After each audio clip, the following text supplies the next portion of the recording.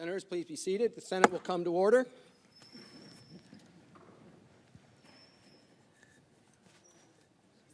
Mr. Chief Justice, The Senator from Iowa. I send a question to the desk on behalf of myself, Senators McConnell, Hoeven, and Wicker. Thank you.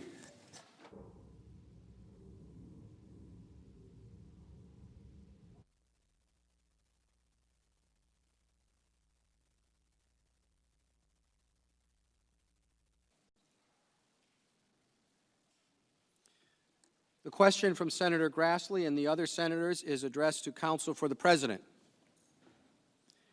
During President Clinton's impeachment trial, he argued that, quote, no civil officer, no president, no judge, no cabinet member has ever been impeached by so narrow a margin, and that the closeness and partisan division of the vote reflected the constitutionally dubious nature of the charges against him, end quote.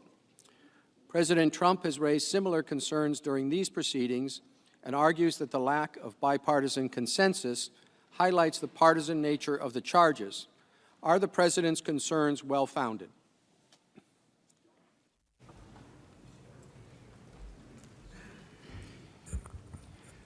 Mr. Chief Justice, Senators, thank you for that question. I think the concerns are very well-founded. I think that they are concerns that echo back to our founding when Alexander Hamilton warned in Federalist Number 65 precisely against partisan impeachments. A partisan impeachment is one of the greatest dangers that the framers saw in the impeachment power. And in Federalist Number 65, Hamilton specifically said that impeachments could become persecution by an intemperate or designing majority in the House. Excuse me, in the House of Representatives. And that is what we have in this case. In fact, there was bipartisan opposition to the articles of impeachment here in the House. So this is one of it is the most divisive sort of an impeachment that could be brought here. And it reflects very poorly on the process that was run in the House, which did not have bipartisan support, and the charges that were ultimately adopted in the House, because it is a purely partisan impeachment. And I think that that's important to bear in mind also, that the House managers themselves and some of the members of this chamber at the time of the Clinton impeachment warned very eloquently against partisan impeachments. They recognized that a partisan impeachment would not be valid, that it would do grave damage to our political community, to our polity, to the country. It would create deep divisions that would last for years.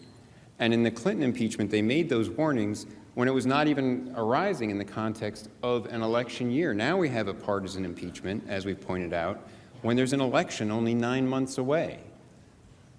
And it will be perceived, and is perceived by many in the country, as simply an attempt to interfere with the election and to prevent the voters from having their choice of who they want to be president for the next 4 years.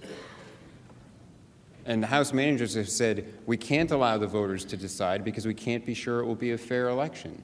That can't be the way we approach democracy in the United States. We have to respect the ability of the voters to take in information, because all the information is out now. They've had plenty of their opportunity with the process that they ran in the House to make all of the information public that they want and to be able to make their accusations against the president. We think they've been disproved, and the voters should be able to decide. And the most important thing, the greatest danger from this partisan impeachment, I believe, is the one that Minority Leader Schumer warned about back in 1998. Which is that once we start down the road of purely partisan impeachments, once we start to normalize that process and make it all right to have a purely partisan impeachment, especially in an election year, then we just turn impeachment into a partisan political tool, and it will be used again and again and again, and more frequently and more frequently. And that's not a process, that is not a future for the country that this chamber should accept. Instead, this chamber should put an end to the growing pattern towards partisan impeachments in this country, put an end to that practice, and definitively make clear that a purely partisan impeachment, not based on adequate charges, not based on charges that meet the constitutional standard, will not get any consideration in this chamber and will be rejected. Thank you. Thank you, counsel. Yes, the senator from Maryland. Mr. Chief Justice, on behalf of myself and Senator Klobuchar, I send a question to the desk directed to both parties. Thank you.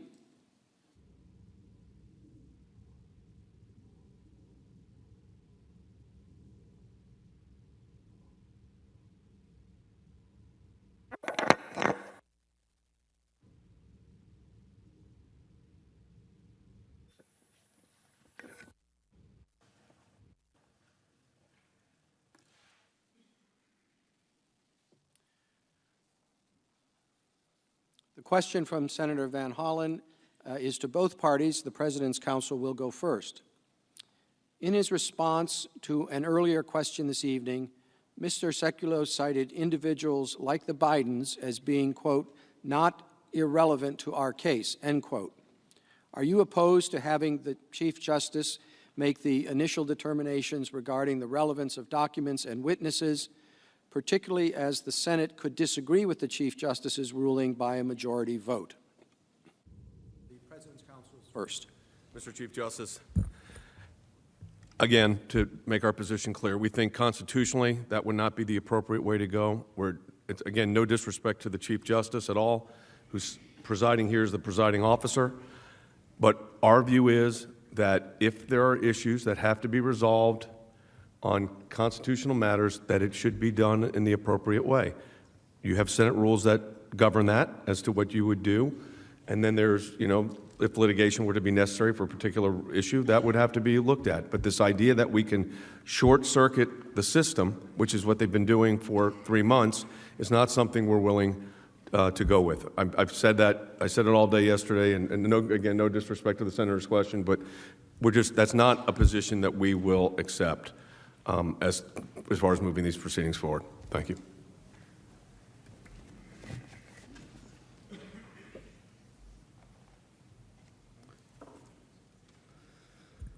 Senators, counsel for the President says that would not be constitutionally appropriate.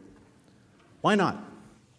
Where is it prohibited in the Constitution that in an impeachment trial, upon the agreement of the parties, the Chief Justice cannot resolve issues of the materiality of witnesses? Of course, that is permitted by the Constitution. Now, counsel earlier said that the House managers want to decide on which witnesses the President should be able to call. We want them to call our witnesses. Well, you would think that Mick Mulvaney, the White House Chief of Staff, would be their witness if indeed he supports what the President is claiming, if indeed he is willing to say under oath what he's willing to say in a press statement. You would think he would be their witness. But I'm not saying that we get to decide. That's not the proposal here.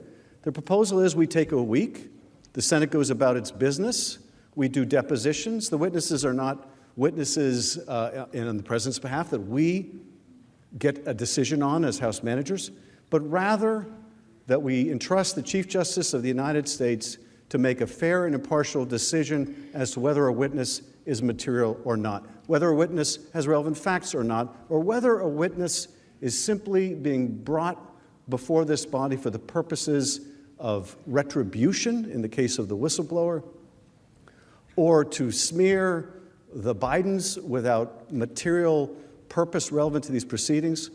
We're not asking that you accept our judgment on that. We're proposing that the Chief Justice make that decision. And I think the reason, of course, they don't want the Chief Justice to make that decision, as I indicated the other night, is not because they don't trust the Chief Justice to be fair. It's because they fear the Chief Justice will be fair. And I think that tells you everything you need to know about the lack of good faith when it comes to the arguments they make about why they went to court, why they refused to comply with any subpoenas, why they refused to provide any documents, why they're here before you saying that the House managers must sue to get witnesses, and they're in court on the same day saying you can't sue to get witnesses. And this is why they don't want the Chief Justice to make that decision, because they know the witnesses they're requesting are for purposes of retribution or distraction. Thank you, Mr. Manager. Mr. Chief Justice. Senator from North Carolina. Thank you, Mr. Chief Justice. I sent a question to the desk on behalf of myself and Senator Cruz. Thank you.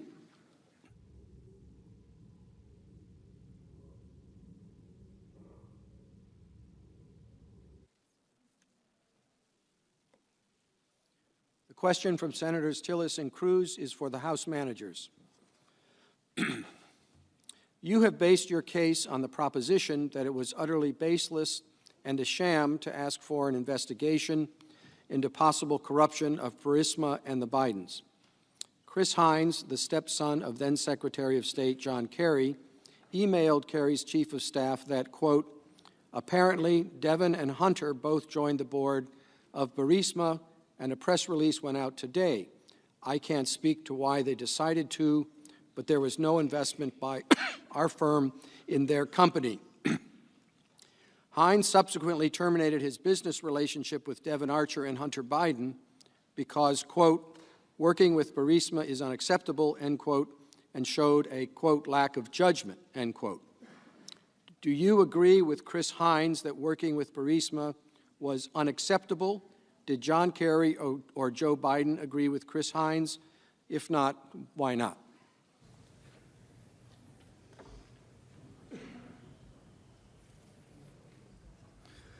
Justice, the reason why Joe Biden is not material to these proceedings, the reason why this is a baseless smear, is that the issue is not whether Hunter Biden should have sat on that board or not sat on that board. The issue is not whether Hunter Biden was properly compensated or improperly compensated, or whether he speaks Ukrainian or he doesn't speak Ukrainian. What the president asked for was an investigation of Joe Biden. And the smear against Joe Biden is that he sought to fire a prosecutor because he was trying to protect his son. I guess that's the nature of the allegation. And that is a baseless smear. As we demonstrated, as the unequivocal testimony in the House demonstrated, when the vice president sought the dismissal of a corrupt and incompetent prosecutor, it had nothing to do with Hunter Biden's position on the board. It had everything to do with the fact that the State Department, our allies, the International Monetary Fund, were in unanimous agreement that this prosecutor was corrupt. And the uncontradicted testimony was also that in getting rid of that prosecutor, it would increase the chances of real corruption prosecutions going forward, not that it would decrease them. So the sham is this. The sham is that Joe Biden did something wrong when he followed United States policy, when he did what he was asked to do by our European allies, when he did what he was asked to do by international financial institutions. And the other sham is the Russian propaganda sham, that this CrowdStrike kooky conspiracy theory, that the Ukrainians, not the Russians, hacked the DNC, and that someone whisked this server away to Ukraine to hide it. That is Russian intelligence propaganda. And yes, it's a sham, and it's worse than a sham. It's a Russian propaganda coup is what it is. Thank God, Putin says, that they're not talking about Russian interference anymore. They're talking about Ukrainian interference. Now, counsel says, well, isn't it possible that two countries interfered? But you heard what our own director of the FBI, Christopher Wray, said. There is no evidence of Ukrainian interference in our election. There is no evidence. So yes, I think we can cite the FBI director for the proposition that that's a sham. And that's why we referred to it as such. But at the end of the day, what this is all about is the president using the power of his office, abusing the power of that office, to engage in soliciting investigations and actually just the announcement of them. If the president thought there was so much merit there, then why was it that he just needed their announcement? And what's more, as counsel just conceded before the break, Rudy Giuliani was not pursuing the policy of the United States. Okay, if it wasn't the policy of the United States, then what was it? If it wasn't the policy to pursue an investigation of the Bidens then what was it? It was a domestic political errand, is what it was. Mr. Chief Thank you, Justice. Mr. Manager. Senator from Oregon. Mr. Chief Justice, on behalf of Senator Menendez, Senator Brown, and myself, I send a question to the desk for the House managers. Thank you.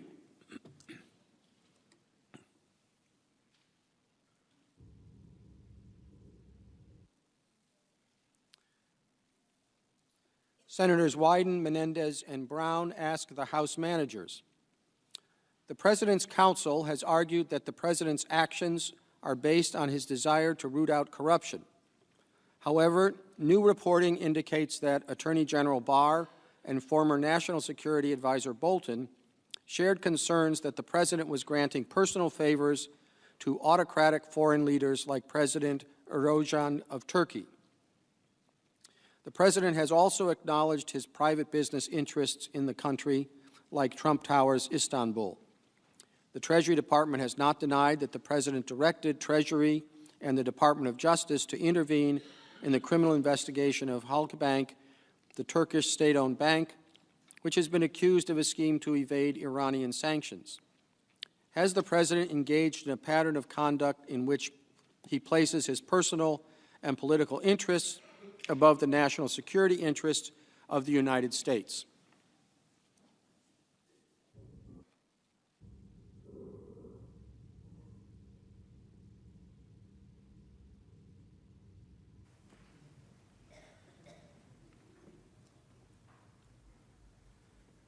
Thank you, Mr. Chief Justice, and also want to thank the senators again for your hospitality and for listening to both sides as we've endeavored to answer your questions. Thank you for that question. I think, first and foremost, there has been a troubling pattern of possible conflicts of interest that we've seen from the beginning of this administration through this moment. But the allegation here related to the abuse of power charge is that in this specific instance, the President tried to cheat by soliciting foreign interference in an American election, by trying to gin up phony investigations against a political opponent.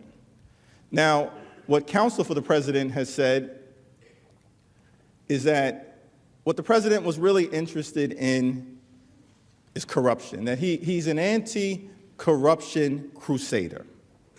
For you to believe the President's narrative, you have to conclude that he's an anti-corruption crusader. Perhaps his domestic record is part of what senators can reasonably consider, but let's look at the facts of the central charge here. The President had two calls with President Zelensky on April 21st and on July 25th. In both instances, he did not mention the word corruption once. Release the transcripts, the word corruption was not mentioned by Donald Trump once. We also know that in May of last year, President Trump's own Department of Defense indicated that the new Ukrainian government had met all necessary preconditions for the receipt of the military aid, including the implementation of anti-corruption reforms. That's President Trump's Department of Defense saying there is no corruption concern as it relates to the release of the aid. Now, I think we can all acknowledge, as the President's counsel indicated, that there was a general corruption challenge with Ukraine. I think the exact quote from Mr. Popora was, "Since the fall of the Soviet Union, Ukraine has suffered from one of the worst environments for corruption in the world." Certainly, I believe that that's the case, but here's the key question. Why did President Trump wait until 2019 to pretend as if he wanted to do something about corruption? Let's explore. Did Ukraine have a corruption problem in 2017? Generally, the answer is yes. Did President Trump dislike foreign aid in 2017? The answer is yes. What did President Trump do about these alleged concerns in 2017? The answer is nothing. Under the same exact conditions that the president now claims motivated him to seek a phony political investigation against the Bidens and place a hold on the money, the president did nothing.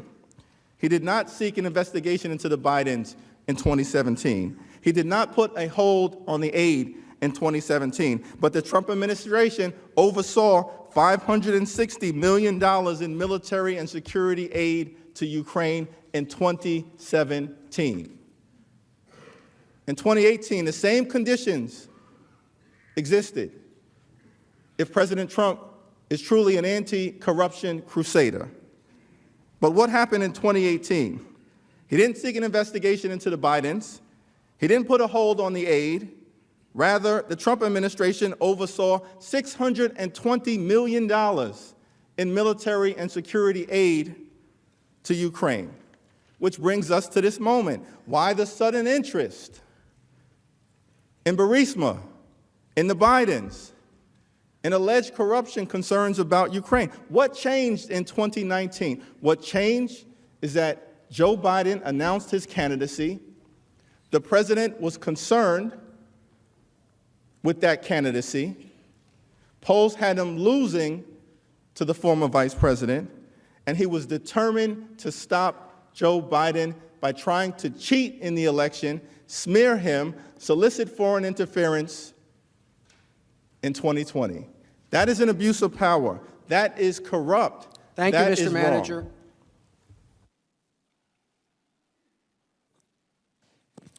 The senator from Maine. Mr. Chief Justice, I send a question to the desk on behalf of myself, Senator Rubio, and Senator Risch.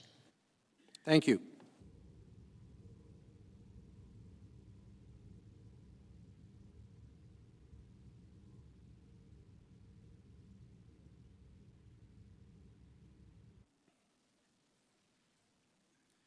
The question from Senators Collins, Rubio, and Risch is addressed to the House managers. The House of Representatives withdrew its subpoena to compel Charles Kupperman's testimony. Why did the House withdraw the Kupperman subpoena? Why didn't the House pursue its legal remedies to enforce its subpoenas?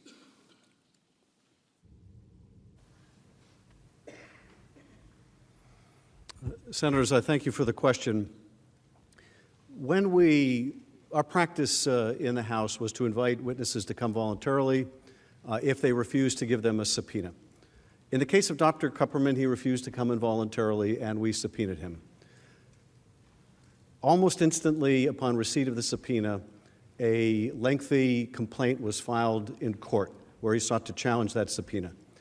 Interestingly, and contrary to, I think, what you're hearing from the President's counsel here today, the House took the position that a witness cannot challenge, does not have standing to challenge a congressional subpoena. We were joined, by the way, in that position by the Justice Department, which also said that that Dr. Kupperman didn't have jurisdiction to challenge or get a declaratory judgment as to the validity of a subpoena. So in that litigation, we were often on the same page as the Justice Department. But more meaningful to us is we were simply not going to engage in a years-long process of delay to get the answers that we needed. And we proposed to Dr. Kupperman's counsel that if, as you claim, this is really about just wanting to get court blessing, there's a willingness to come forward, but we just want to make sure that it's appropriate that we do so. If you're sincere about that, there's already a case that's been filed, the McGahn case, that is about to be decided. Let's agree to be bound by what conclusion Judge Jackson reaches in that case. And their answer was no. And indeed, that opinion would come out shortly thereafter. That opinion said this claim of absolute immunity is absolute nonsense, and there's no precedent for it in the 250 years of jurisprudence on this subject.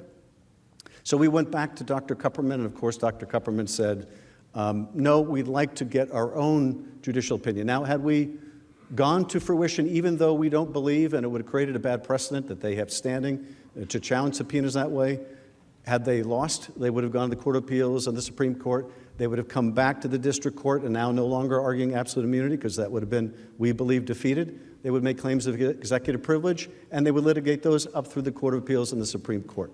We knew that course because we're in it with Don McGahn. 9 months after he was subpoenaed, we're still litigating it. And they're in court saying Congress shouldn't do what they're saying that we should do before this body.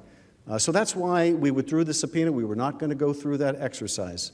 Now, you have to ask the question, I think, why did Fiona Hill feel that she could come and testify? She worked for Dr. Kupperman. Why was she willing to show the courage to come and testify when her boss wasn't? There's not a good answer to that question. But I'm awfully glad that she did, because without her, we would be that much less knowledgeable about this president's scheme. So that was the history of the Kupperman subpoena. Likewise, John Bolton, who has the same counsel, told us if we subpoenaed him, he would sue. Now, why is it that he is willing to testify now and he wasn't willing to testify before the House? You should ask him that question. But that was the predicament we faced, and in our view, a president should not be able to defeat an investigation into his wrongdoing by endlessly litigating the matter in court, particularly when they're in court saying you can't use the court to enforce your subpoenas. Thank you, Mr. Manager. Mr. Chief Justice, Senator from Hawaii. I send a question to the desk for the House managers. Thank you.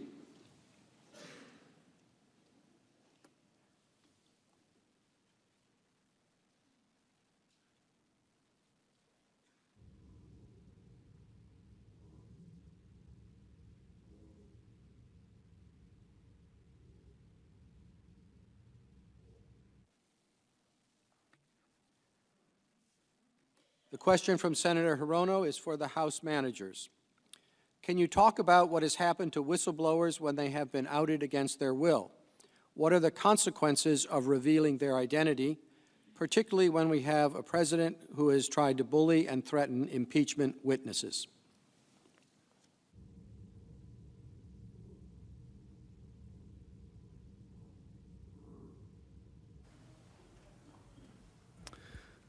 Senator, I don't know that we can give you examples of whistleblowers who were the subject of retaliation, although I have no doubt that there are many. We can seek by the latter part of this evening to get a list of some of the whistleblowers that have confronted retaliation. But this does give me an opportunity to speak a little more in a more fulsome way about a point I made earlier about the unique importance of whistleblowers in the intelligence community. Our area of intelligence is unique in this respect. If you're a whistleblower who wants to blow the whistle on a fraudulent contract in a transportation project, you can go public. If you're blowing the whistle on misconduct in the area of housing, you can go public. You can have a press conference and you can declare the wrongdoing that you have seen. If you're a whistleblower in the intelligence community, however, you cannot go public. You have no recourse to bring to the public's attention wrongdoing except one of really two vehicles. You can go to an intelligence committee or you can go to the Inspector General. And in this area where our hearings are in closed session, where you don't have outside stakeholders that can point out the flaws in what an agency is represented, if you're in the Transportation Committee and someone comes in and they say, this high-speed rail project is on time and under budget, you have outside validators and stakeholders that can say, that's just not true. In the intel world where our hearings are in closed session, there are not outside stakeholders that are listening that can hold those agencies to account. And so we are uniquely dependent when there's wrongdoing on two things: self-reporting by the agencies and the willingness of people of good faith to come forward and blow the whistle. And we do injury to that when we expose those whistleblowers to retaliation. I don't think any of us would have imagined a circumstance in which a president of the United States before now would have called a whistleblower a traitor or a spy, or suggested that people that blow the whistle on his wrongdoing are traitors and spies, and we should treat them as we used to treat traitors and spies. I don't think we could have imagined a circumstance where a president of the United States would have told a foreign leader that the U.S. ambassador, our anti-corruption champion in Ukraine, was going to go through some things. I don't think we could have imagined that happening before this presidency. And sometimes you just have to step back and realize just how striking and abhorrent this is, and what a risk it is to civility, to decency, to our institutions. We've become inured to it through endless repetition of attacks on anyone who will stand up to this president.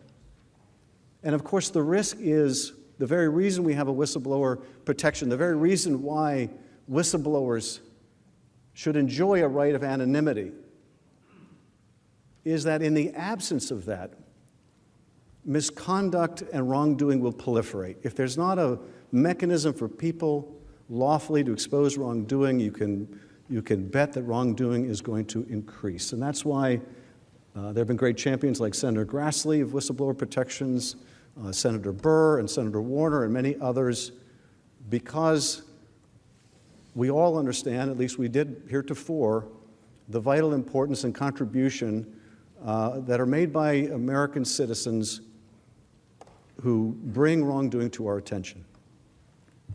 Thank you, Mr. Manager. The senator from Missouri.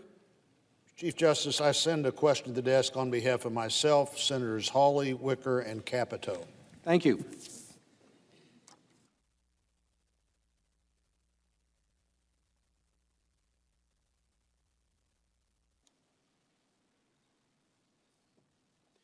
The question from Senators Blunt, Hawley, Wicker, and Capito is addressed to counsel for the President. What responsibility does the President have to safeguard the use of taxpayer dollars for foreign aid and work to root out corruption?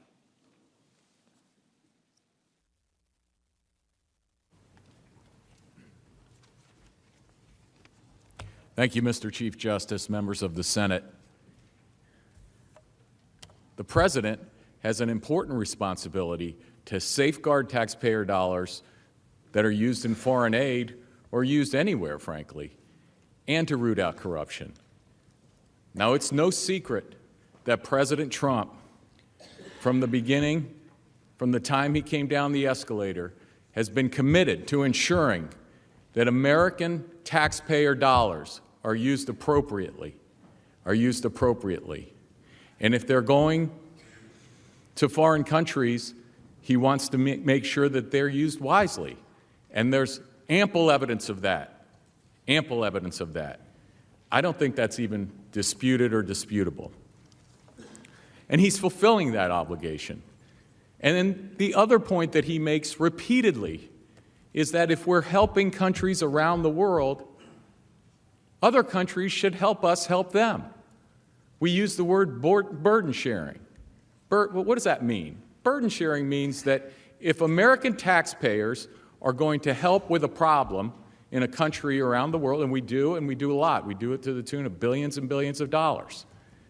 When here in our country, we need to fix our roads, we need to fix our bridges. So if we're going to take money away from those important projects here in America that come from the hard-earned dollars of taxpayers, why can't other countries help us? That's called burden sharing. It's also called fairness. So he has that obligation, and every day he fulfills that obligation. Let me make another point. In response to Senator Warren's question,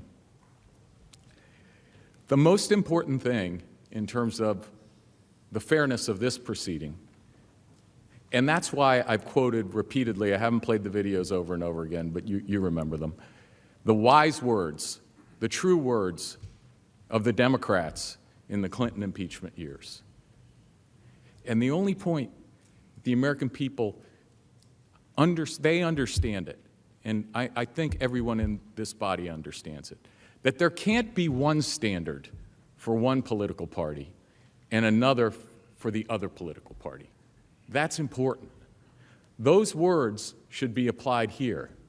We can't have a standard that changes depending on what somebody thinks about political issues.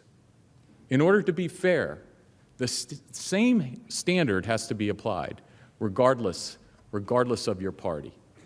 So that's the critical issue here, and that's the bedrock principle.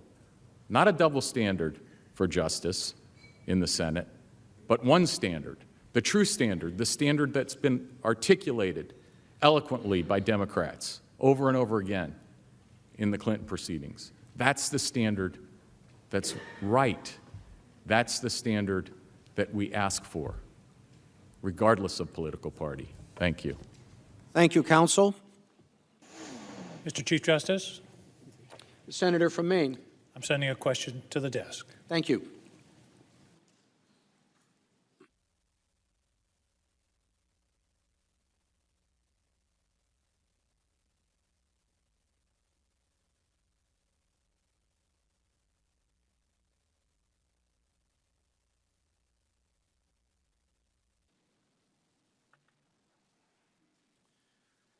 Senator King asks the President's counsel, would it be permissible for a president to inform the Prime Minister of Israel that he was holding congressional appropriated military aid unless the Prime Minister promised to come to the United States and publicly charge his opponent with anti-Semitism in the midst of an election campaign?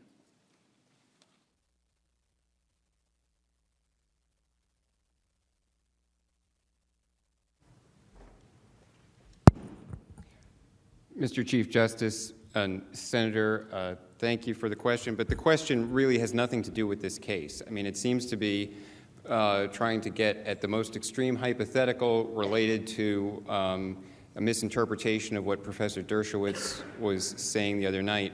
It's totally irrelevant here.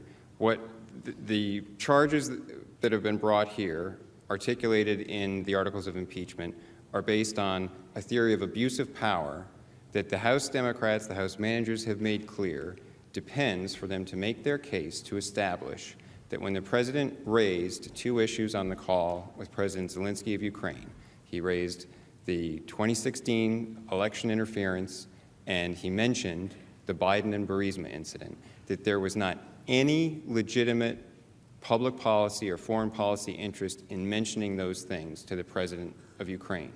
That's the standard they've set for themselves. It's on page 5 of the House Judiciary Committee report, and it's on page 4. They say that they have to show it's a sham investigation, and I think it's on page 6. They say it's a bogus investigation. That's their standard because they know they have to establish that there is no legitimate public policy interest at all in mentioning those in order to come anywhere close to being able to assert something that could be a wrongful conduct by the President. Because if there's a legitimate interest, if there's something there that's worth asking, they don't have a case. And that's why they've tried to tell you again and again there's not a scintilla of evidence. And this is really pretty preposterous for the House managers to come and say, particularly with respect to the Biden-Burisma incident, there can't be any legitimate interest in raising that and questioning that because it's all been debunked. And the question's been asked, where was it debunked? By whom was it debunked? Who conducted that investigation? Where's the report from that investigation? Who established that there's nothing there? There is no such report. They've been asked, they haven't been able to cite it. There's been no such investigation. But what do we know? We do know that every witness who was asked about it said, at a minimum, there was an appearance of a conflict of interest. We do know that at least two members of the Obama administration, Amos Hochstein and Deputy Assistant Secretary of State Kent, raised the issue of a conflict of interest with Vice President Biden's office. We know that Chris Hines, the stepson of Secretary of State Kerry, who had been a business partner with Hunter Biden, broke off his business ties with him because Hunter Biden took a seat on the board of Burisma. So to say that there is nothing that could possibly merit asking a question about that is utterly disingenuous. It can't be said with a straight face.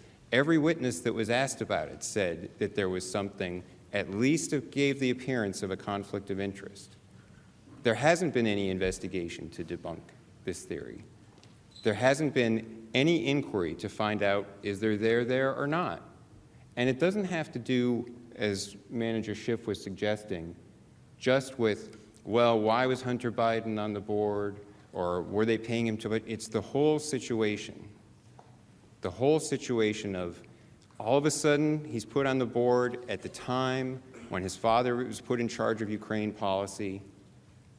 And there were witnesses who testified in the House proceedings that it appeared like Burisma was trying to whitewash their reputation by putting people with connections on their board. And then there's the prosecutor being fired. It's just not reasonable to say that no one could possibly say, that looks fishy. There's something maybe that somebody should look into there. Thank you. Thank you, counsel. Mr. Chief Justice. Senator from Alaska. I send a question to the desk. Thank you.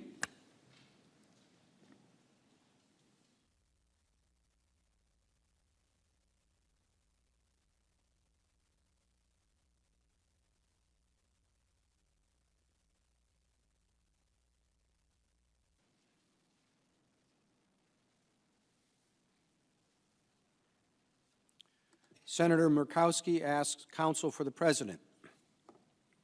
You explained that Ambassador Sondland and Senator Johnson both said the President explicitly denied that he was looking for a quid pro quo with Ukraine. The reporting on Ambassador Bolton's book suggests the President told Bolton directly that the aid would not be released until Ukraine announced the investigations the President desired. This dispute about material facts weighs in favor of calling additional witnesses with direct knowledge. Why should this body not call Ambassador Bolton?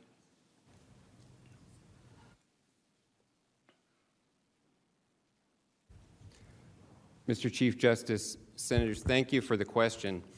And I think the primary consideration here is to understand that the House could have pursued Ambassador Bolton.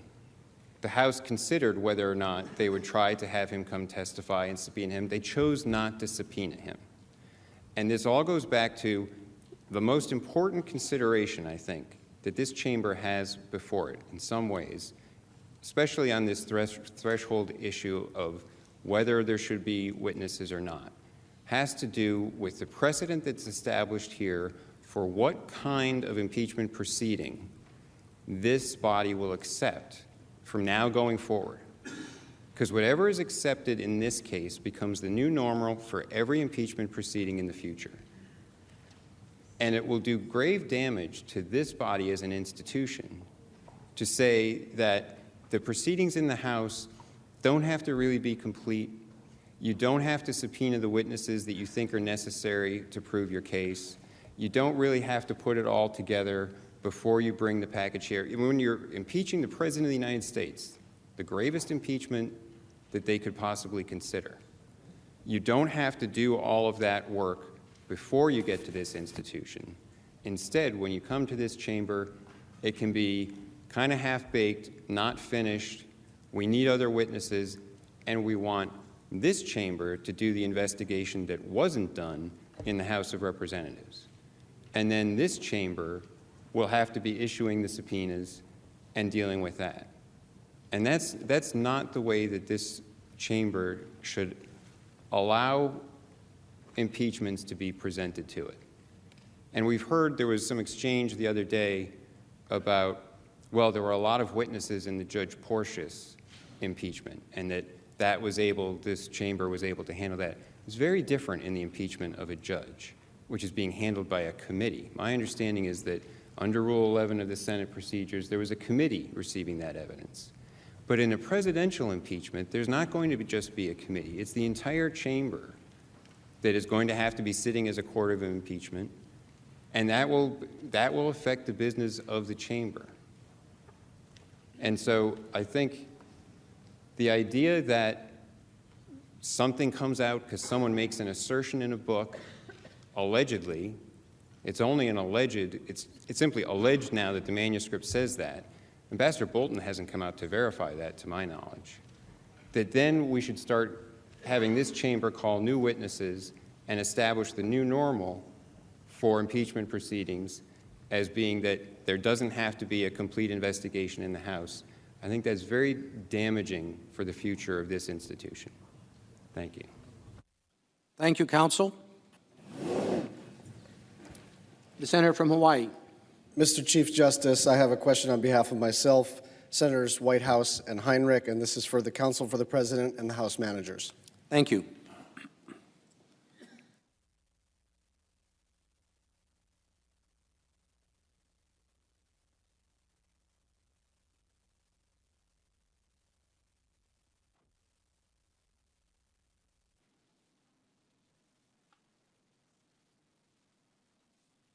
The question from Senator Schatz, Whitehouse, and Heinrich for both parties. Can the White House really not admit that Senator King's hypothetical would be wrong? We begin with the House managers.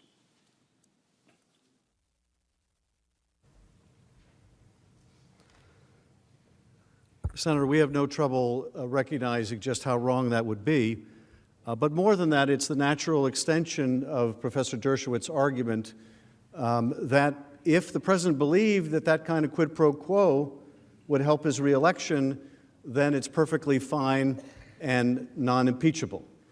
There was a reason, of course, why they didn't want to address that hypothetical. But let me go back also to the question that was asked about the other written reports that Ambassador Bolton and Attorney General Barr were concerned that the president was intervening in cases in which he had business investments like Turkey. Under the theory of the president's lawyers, that's perfectly okay, too. If the president thinks somehow that that's in the United States' interest because it's in his interest, that's perfectly fine. It's unimpeachable. Now, is it a crime to give preference to autocrats, to give special consideration to autocrats where you have business investments? That may not be criminal, but it is impeachable. It certainly should be impeachable if we are going to sacrifice the national security of the country, if we're going to withhold military aid, if we're going to bestow favors in U.S. resources to countries where the president has investments. Is that what we want driving U.S. policy? But that's the implication of what they have to say. I agree with counsel about one thing they said. If we have a trial with no witnesses, that will be a new precedent. We should be very concerned about the precedent we set here, because it will mean heretofore that when a president is impeached, that one party can deny the other witnesses, and that will be the new normal. That will be trials without witnesses. And I don't think that's the precedent we should be setting here. Thank you, Mr. Manager.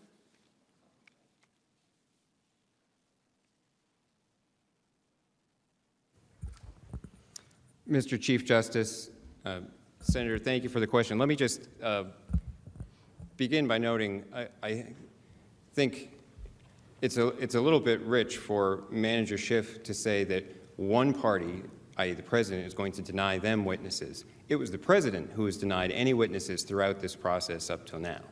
But to get back to the question on Senator King's hypothetical, if the president insisted that a foreign leader come here and lie about someone else, and he was holding up military aid or a package of congressional aid and saying, you have to go out and lie about this, that would be wrong, but it's not this case. And it has nothing to do with this case. But I'd like to address something that what Manager Schiff said, because he immediately pivoted now to the next thing, that what's in the newspapers? What else can we bring in from the newspapers? There's an allegation that the manuscript says something about conversations that Ambassador Bolton had with Attorney General Barr. Well, Attorney General Barr has issued a statement saying that that allegation, that assertion is not accurate, that that's false. And there are other allegations that are made about what might be in this manuscript.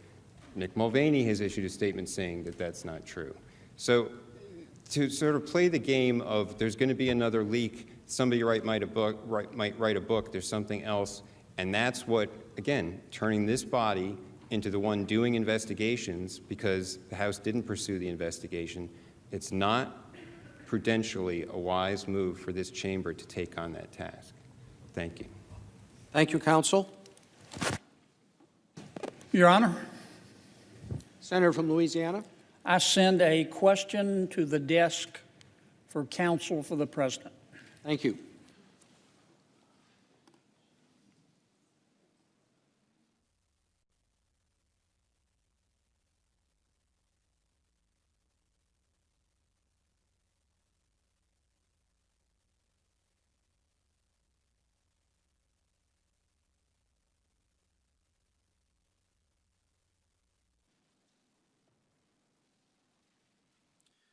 The question from Senator Kennedy is for counsel for the President. Has the House of Representatives, in its impeachment proceedings or otherwise, investigated the veracity of the statement by former Ukrainian Prosecutor General Viktor Shokin that Mr. Shokin, quote, believes his ouster was because of his interest in Burisma Holdings, and his claim that had he remained in his post, Shokin said he would have questioned Hunter Biden, end quote, as reported on July 22, 2019, in an article in the Washington Post entitled, As Vice President, Biden said Ukraine should increase gas production. Then his son got a job with a Ukrainian gas company, by Michael Kranish and David Stern.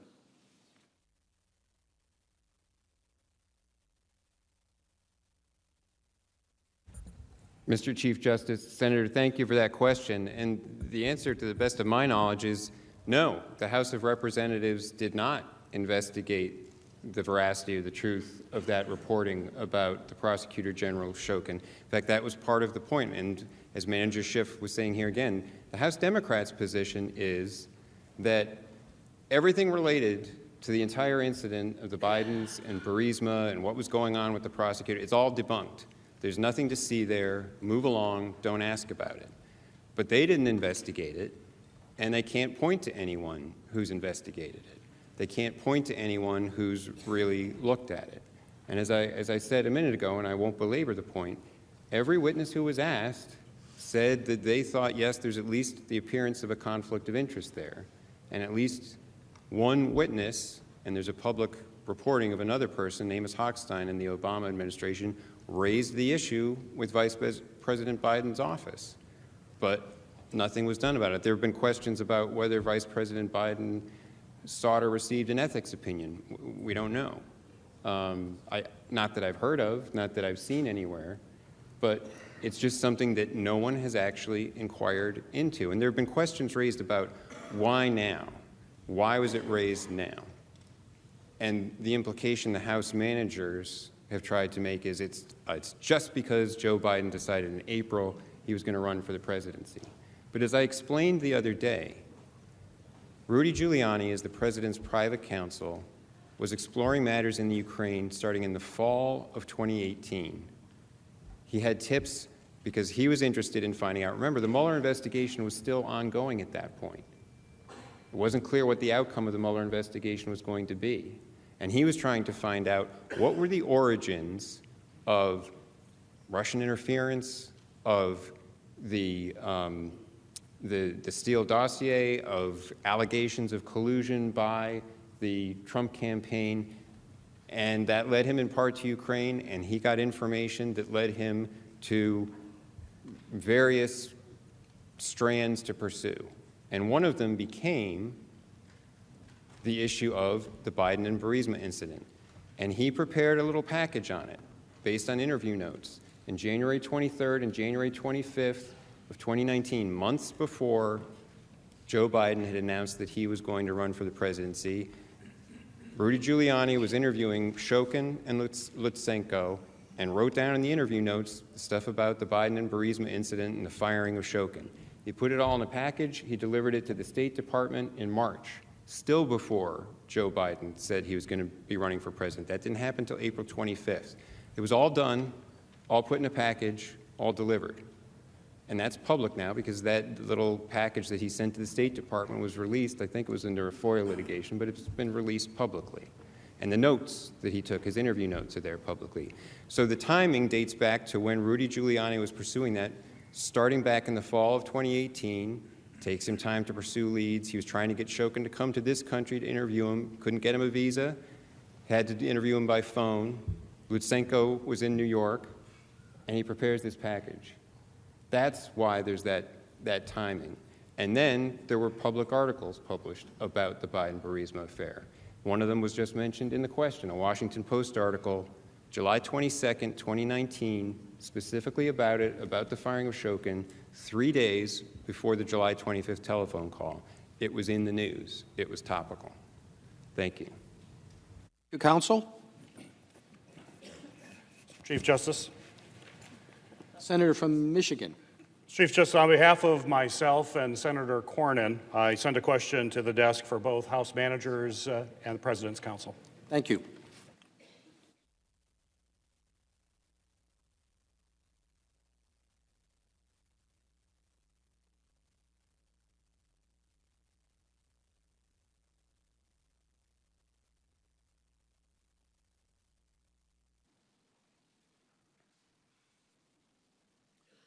The question from Senators Peters and Cornyn for both parties: how would the verdict in this trial alter the balance of power between the executive and legislative branches in the future? The President's Counsel goes first.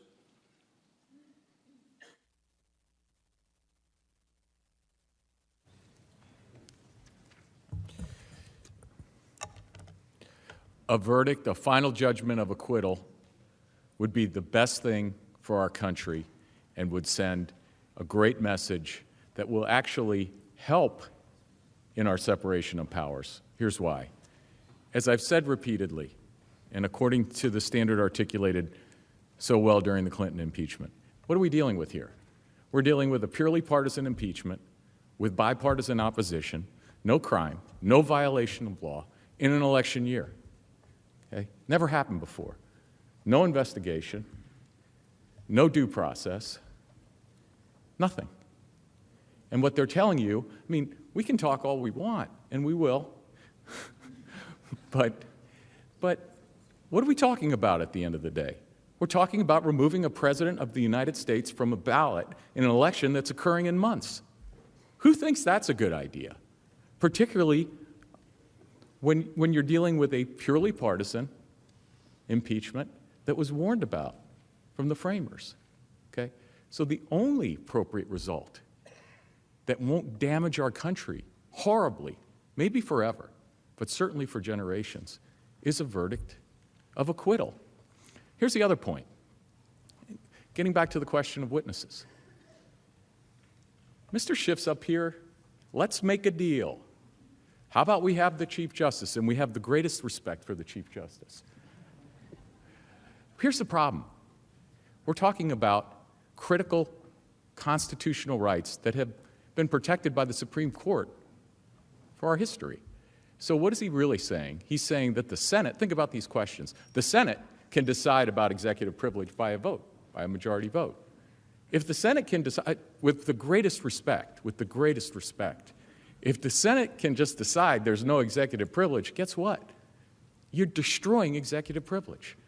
Can the Senate decide the House's speech or debate protection? I mean, when we ask for documents from Mr. Schiff and his staff, and he says speech or debate, are you going to decide that? Is that how we're going to do this? Are we going to flip a coin? Is that going to be your next suggestion? We're talking about an election of the president. There are critical constitutional issues that will alter our balance of power for generations if we go down that road. Down this road is the path provided by the Democrats so wisely during the Clinton administration and an election. Thank you.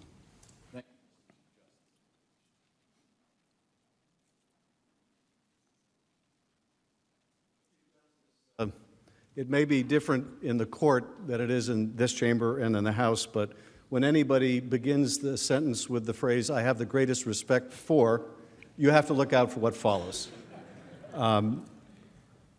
We trust the justice will make the right decision. The justice has, I think, conducted these proceedings in an eminently fair way. There is nothing in the Constitution that would preclude us from taking a week to hear from witnesses and allowing the Chief Justice to make those calls. And I would say also, with respect to an argument counsel made about the Porteous impeachment trial, where, yes, the Senate designated 12 senators to hear the witness testimony, the implication is you can't do that in an impeachment of the president. That's only half correct. The other half is you could do depositions in which only a couple members of the body need participate. And so it's a false argument to say or suggest that the whole body would need to conduct the whole of the depositions. So much as we would like live testimony, we've offered a compromise. But with respect to the question about what will this do to the balance of power, I would say this. As I mentioned earlier, our relationship with Ukraine will survive this debacle.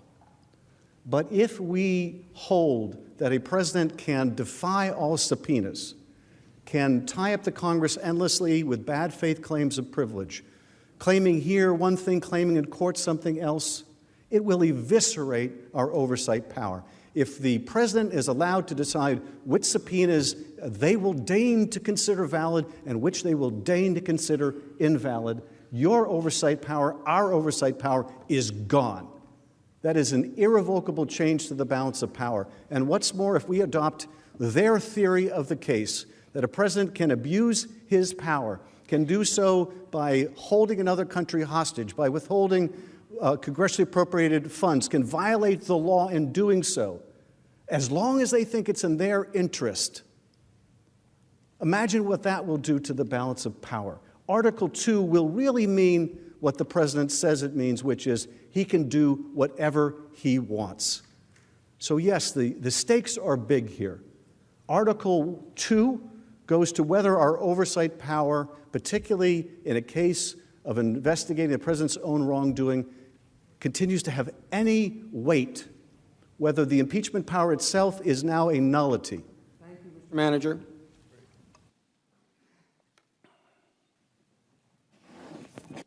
Mr. Chief Justice. The senator from Florida. I send a question to the desk on behalf of myself and Senators Capito and Scott of South Carolina, with all due respect. Thank you.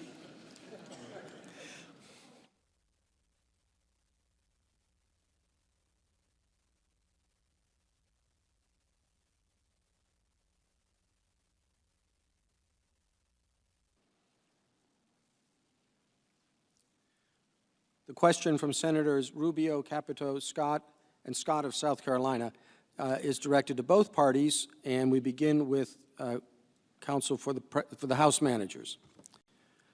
The question reads, if I understand the manager's case, the president abused his power because he acted contrary to the advice of his advisors, but he is guilty of obstruction of Congress because he acted in accordance to the advice of his advisors.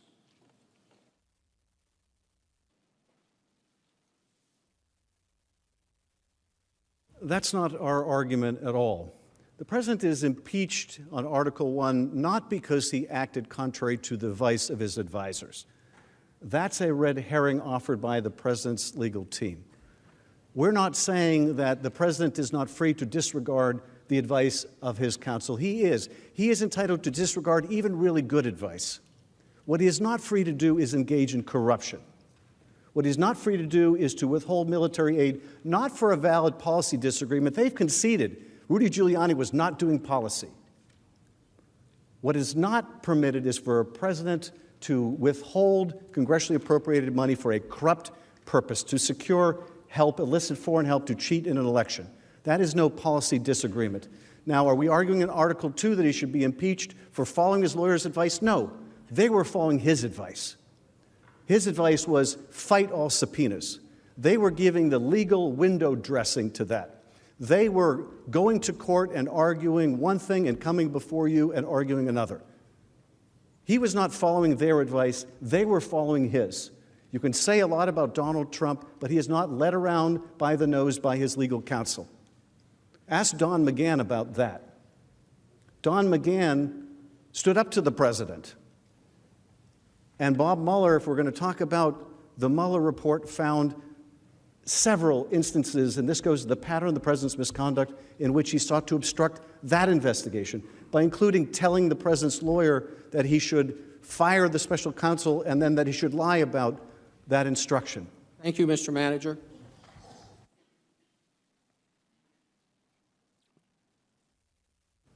Thank you, Mr. Chief Justice, members of the Senate. You're right. That's yet another way in which the House manager's theories of impeachment are incoherent and dangerous. With respect to Article 2, and again, I won't respond to the ad hominem attacks that keep coming. I will say, just for the record, that you're right, I haven't been elected to anything. But when I say with the greatest respect, I mean it. Article 2. The president's been impeached for exercising longstanding constitutional rights.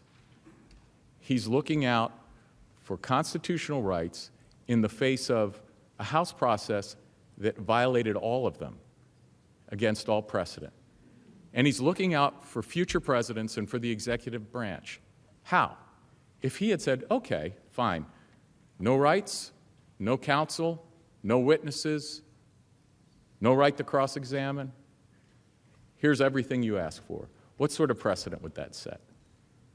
That would irreparably damage the separation of powers. So again, all you need to look at are the articles of impeachment. The articles of impeachment do not allege a crime. They do not even allege a violation of law. They are purely partisan. They were opposed by Democrats in the House. It is in an election year. And they're here saying, instead of an election, let's confront very consequential constitutional issues that have never really been confronted. And let's do it in a week. Let's destroy executive privilege. Maybe let's destroy speech or debate privilege. And let me point out one other thing. It's not right to accuse somebody falsely of something and then say, unless you waive your constitutional rights, you're guilty. That's not right. We shouldn't accept that in this country. These are longstanding privileges. They've been respected for hundreds of years, and we should continue to respect them. Thank you.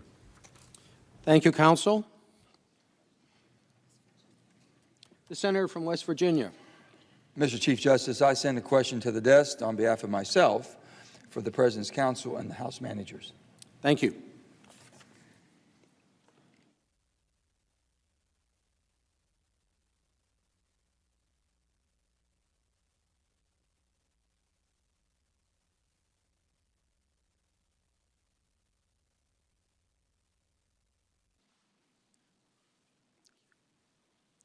The question from Senator Manchin for both parties, and we'll begin with the President's counsel.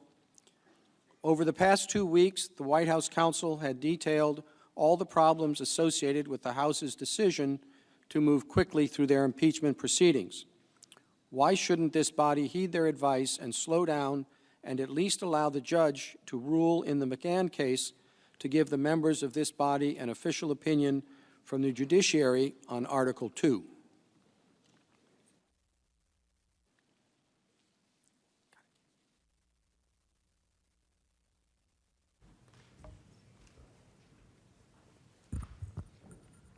Mr. Chief Justice, Senator, thank you for the question. And I think the key point here is the McGahn case is not going to directly resolve something related to the obstruction charges here. It's going to address a legal issue with respect to an assertion of absolute immunity for Don McGahn. There should be a decision from the D.C. Circuit sometime soon, but that will almost certainly go to the Supreme Court. I mean, if that immunity is being challenged and it's been relied upon by the executive for over 40 years, that's an issue destined for the Supreme Court. So the idea, it's not going to be just slow down here a little bit. This trial can't be held open pending the final resolution of that litigation. And that's an important point because this is something that Alexander Hamilton pointed out in Federalist Number 65 when he was discussing who should be the body to try impeachments. And one consideration was potentially drawing in judges from various states to create a new body to try impeachments. And the rationale that Hamilton gave for that would be a bad idea is that there has to be swift progression from an impeachment to the trial to a verdict to having it finished, precisely because this is where he talked about the persecution of an intemperate or designing majority in the House of Representatives. He recognized there could be partisan impeachments, and that accusation, that impeachment, shouldn't be hanging out there. There should be a swift trial to determine things finally. And that's why all of the preparation ought to be done in the House of Representatives to ensure that there's an investigation, there's a case put together, and if they're ready to impeach the President of the United States, they had better be finished, have everything buttoned down, and have their case ready, because they can't have a trial of the President. Hamilton warned against that specifically, hanging over the country for months on end. And so to push off this trial, to say, well, we'll wait for litigation then at that point, that's a very dangerous idea. And that's not the way that the trial here should operate. It ought to be finished on the basis of the case that the House managers came ready to present. If they weren't ready to present a case that can win, there should be an acquittal. Thank you. Thank you, counsel. We have another half of the presentation. If we could, Senator, if we could pull up slide 37. This is what the district court had to say in the McGahn litigation now on appeal. Executive branch officials are not absolutely immune from compulsory congressional process, no matter how many times the executive branch has asserted as much over the years. That is consistent with the decision in the Myers case, where the court said clear precedent and persuasive policy reasons confirm that the executive cannot be the judge of its own privilege, and hence Ms. Myers is not entitled to absolute immunity. Let's look at what the court said on slide 38, where Judge Jackson said, stated simply, the primary takeaway from the past 250 years of recorded American history is that presidents are not kings. Compulsory appearance by dint of a subpoena is a legal construct, not a political one, and per the Constitution, no one is above the law. This is the district court saying, thou shalt appear, and this claim of absolute immunity is absolute nonsense. The court, now this is what the Justice Department is arguing in that case, if we could see slide 39. The committee lacks Article III standing to sue to enforce a congressional subpoena demanding testimony from an individual on matters related to his duties as an executive branch official. And so here we are, we're now in the Court of Appeals. The Justice Department is saying that you cannot enforce congressional subpoenas. And they're saying, well, let's continue to litigate the matter. Let's let this play out further. To what end? To what end? Yes, I suppose we could wait for a Court of Appeals decision, but of course they would say they're not satisfied with that court throwing out this idea either. Well, look, we've got a perfectly good justice right here that can make these decisions. Let's let him make the call. Let him make the call. Let's trust that he will be fair and impartial. Thank you, Mr. Manager. The senator from South Carolina. Thank you, sir. I sent a question to the desk on behalf of myself, Senators Hawley, Sass, and Barrasso. Thank you.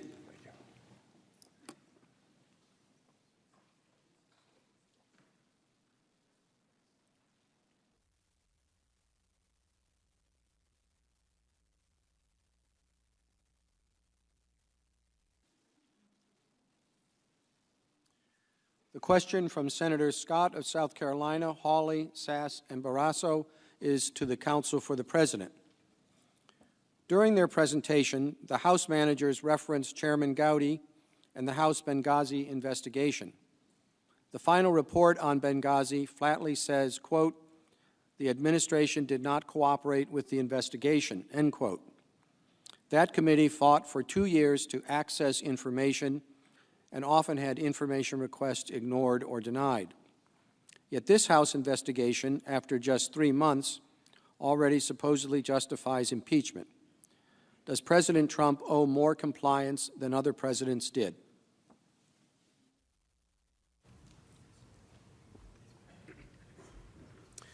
Thank you, Mr. Chief Justice. part of what we're seeing, I believe, is a kind of a twofold attack or approach. We just saw a citation to 2 district court opinions, as if the final arbiter of an issue of this magnitude is going to be the district court, or for that matter, the Court of Appeals. You're right. It's going to be the Supreme Court of the United States if it goes in that direction. Now, with regard to the question about the statement in the Benghazi report that the administration did not cooperate, the same was also true with Fast and Furious and the investigation there. And in that particular investigation, it reached such a significant point that members of the House determined that the then Attorney General of the United States should be held in contempt. Now, President Obama exercised executive privilege over documents and testimony related to Fast and Furious. The constitutional process was followed. Now, I'm not the one that makes the decision whether that was privileged or not privileged. If there was going to be a challenge, it would have been adjudicated. But the fact of the matter is, at least 10 times tonight, Manager Schiff has said, we have complete confidence in the Chief Justice, ignoring the fact that it's not his call. And I mean that with all sincerity, since you're making fun of people that are saying with due respect. That's not the way it's set up. Now, you could agree to anything. Sure, you can negotiate that all the witnesses that will be called will be the witnesses they requested. Or you can negotiate that, well, since they had 17 and we had none, we get 17 and they get 4. All kinds of things can be negotiated under their view.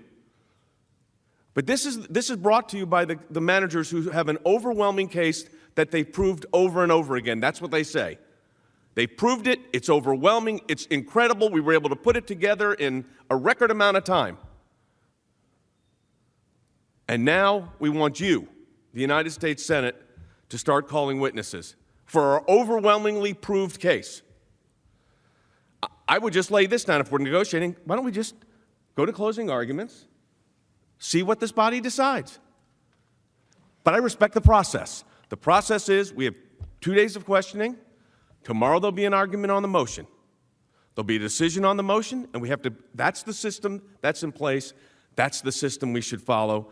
But this idea that 2 district court judges have decided an issue of this magnitude, and that is now the determination, they wouldn't accept it if they were in our position. They would say, well, the district court decided, so that's going to be it.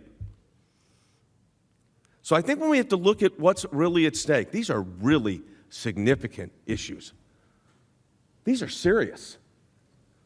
I mean, the idea that executive privilege should just be waived or doesn't exist,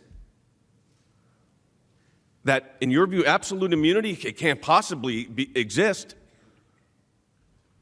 It's only been utilized for administrations for 50 years or more. Professor Dershowitz gave you the list of presidents that have put forward executive privilege, and a lot of his writings, he talks about it. But to say tonight, we're just going to, we'll just cut a deal. We'll do it in a week. We'll get some depositions, and that'll make everyone happy. Doesn't make the Constitution happy. Thank you. Thank you, counsel. Mr. Chief Justice. The senator from Ohio. I send a question to the desk on behalf of Senators Casey, Klobuchar, Warren, and Wyden for the House managers. Thank you.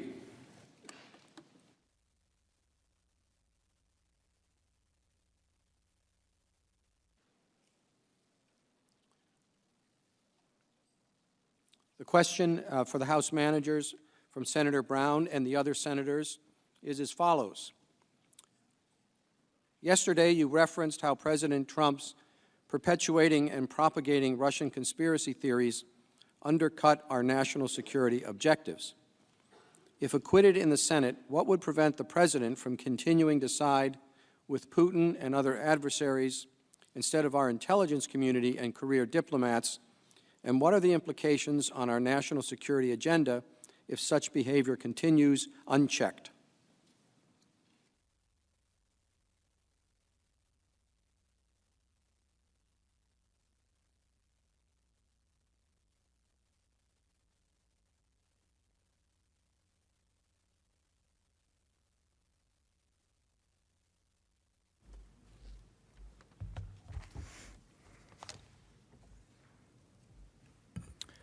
Mr. Chief Justice, Senators, thank you for the question. I've talked a lot tonight and throughout the last week about what's at stake here because, it's getting late into the night. We've been having this debate for several days now. There's a lot of discussion on the legal aspects of this. So I don't want to get in again to, the issues of our troops in Europe, the hot war that continues to happen right now as we're speaking in Ukraine. But I will reiterate the precedent that we set with regard to Russia and foreign adversaries. This idea that it's okay to continue to peddle in Russian propaganda and debunked conspiracy theories. Because counsel for the president would have you believe that this is a policy discussion, that we have not resolved this, that there's a lot of debate about this issue. And if that is indeed the case, if we concede that, then there are some witnesses that we can call on, including Ambassador Bolton, that could shed additional light on it. But the fact pattern that we're sitting at right now, what we're talking about right now, is 17 witnesses that were called in the House, none of whom had any indicia or had any data to provide that any of these theories were accurate. We have the entire intelligence and law enforcement community of the United States unanimously saying that there's no indication that Ukraine was involved in the 2016 election, that it was Russia. And don't buy the red herring, by the way, that the counsel for the president has brought forth, this idea that, it can only be Russia. They said earlier that we were claiming that it can only be Russia. That's not what we're saying. Nobody on this team has ever said it can only be Russia, because indeed we know, as many of these people in the chamber know well, that there's a lot of malactors out there, that there's a lot of countries out there that have the capability and the will and that regularly try to attack us in a variety of ways. What we are saying is, with respect to this issue that's before this body right now, is unanimously the law enforcement agencies of the United States and the intelligence communities of the United States have said that it was Russia that interfered in the 2016 elections and that there's no data that suggests Ukraine was involved. That's the issue. So the precedent, bringing it all the way around to the beginning of the question, the precedent is that all of our adversaries, including Vladimir Putin, will understand that they can play to the whims of one person, whether that be President Trump or some future president, Democrat or Republican. They can play to the whims and the interests and the personal political ambitions of one person and get that individual to propagate their propaganda, get them to undermine our own intelligence and law enforcement communities. That is a precedent that I don't think anybody here is willing and interested in sending, and that is truly what's at stake. Thank you, Mr. Manager. Mr. Chief Justice. The senator from North Dakota. I'm sending a question to the desk for myself, for Senator Bozeman, Senator Wicker, and Senator Capito. Thank you.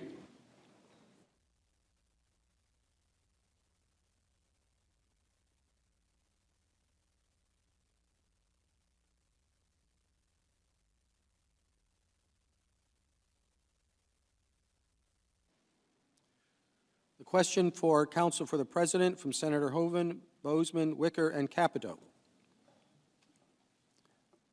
House managers contend that they have an overwhelming case and that they have made their case in clear and convincing fashion. Doesn't that assertion directly contradict their request for more witnesses?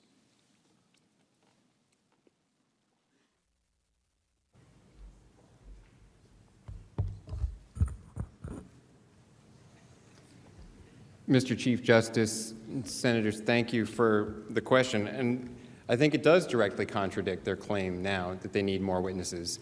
They said for weeks that it was an overwhelming case. They came here and they've said 63 times that it's overwhelming or proved beyond a reasonable doubt. Manager Nadler said twice today that based on what they've already shown you, it's been proved beyond any doubt. All right? If that's their position, Why do they need more witnesses or evidence? It's completely self-contradictory. And I'd like to address a couple of other points while I'm here and I have the time. And we've gone back and forth on this, and I don't know why I have to say it again. The House managers keep coming up here and saying and acting as if you mention Ukraine in connection with election interference, you even mention it, you're a pawn of Vladimir Putin, because only the Russians interfered in the election. And there's not any evidence in the record, they say, that the Ukrainians did anything. I read it before. I'll read it again. One of their star witnesses, Fiona Hill, said that some Ukrainian officials, quote, bet on Hillary Clinton winning the election, end quote. So it was, quote, unquote, quite evident that they were trying to curry favor with the Clinton campaign, including by trying to collect information on Mr. Manafort and on other people as well. So that was Fiona Hill. There was also the evidence in the record from a Politico article in 2017 that listed a whole bunch of Ukrainian officials who had done things to try to help the Clinton campaign and the DNC and to harm the Trump campaign. In addition, 2 news organizations, both Politico and the Financial Times, did their own investigative reporting. And the Financial Times concluded that the opposition to President Trump led Kiev's wider political leadership to do something they would never have attempted before, to intervene, however indirectly, in a U.S. election. That's the Financial Times. So the idea that there is no evidence whatsoever of Ukrainians doing anything to interfere in any way is just not true. They come up here and say it again and again. It's just not true. The other thing I'd like to point out, Manager Schiff keeps suggesting that somehow we're coming here and saying one thing and the Department of Justice is saying something else in court about litigation. That's also not true. We've been very clear every time. The position of the Trump administration, like the Obama administration, is that when Congress sues in an Article III court to try to enforce a subpoena against an executive branch official, that is not a justiciable controversy, and there is not jurisdiction over it. The House managers in the House, though, take the position that they have that avenue open to them. So our position is when we go to court, we will resist jurisdiction in the court. But if the House managers want to proceed to impeachment, where they claim that they have an alternative mechanism available to them, our position is the Constitution requires incrementalism in conflicts between the branches. And that means that first there should be an accommodation process, and then Congress can consider other mechanisms at its disposal, such as contempt, or such as squeezing the president's policies by withholding appropriations, or other mechanisms to deal with that interbranch conflict. Or, if they claim that they can sue in court, sue in court. But that impeachment is a measure of last resort.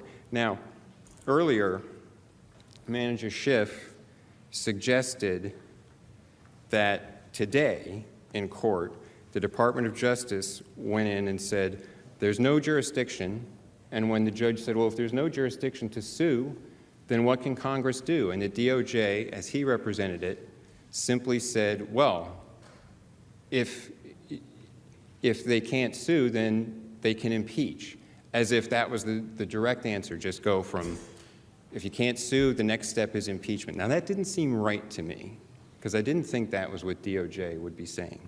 And DOJ has put out a statement. I don't have a transcript of the hearing.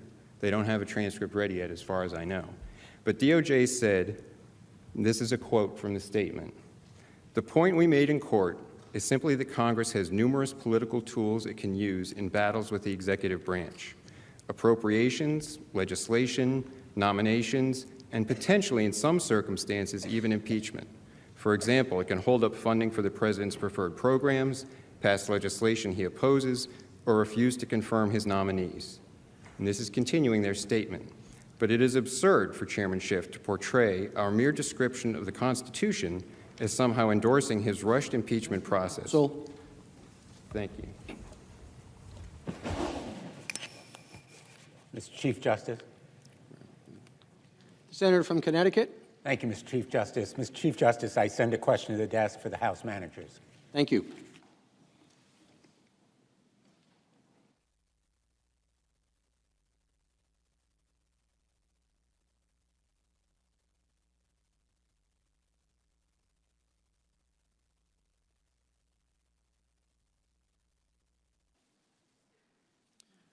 question from Senator Blumenthal to the House managers.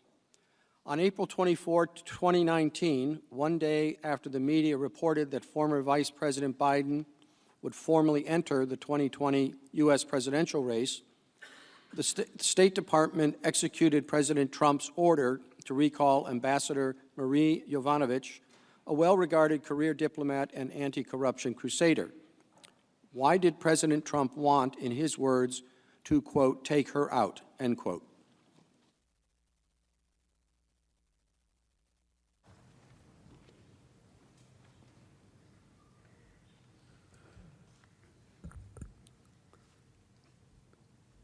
Well, Mr. Giuliani has provided the answer to that question. He stated publicly that the reason they needed to get Ambassador Yovanovitch out of the way was that she was going to get in the way of these investigations that they wanted.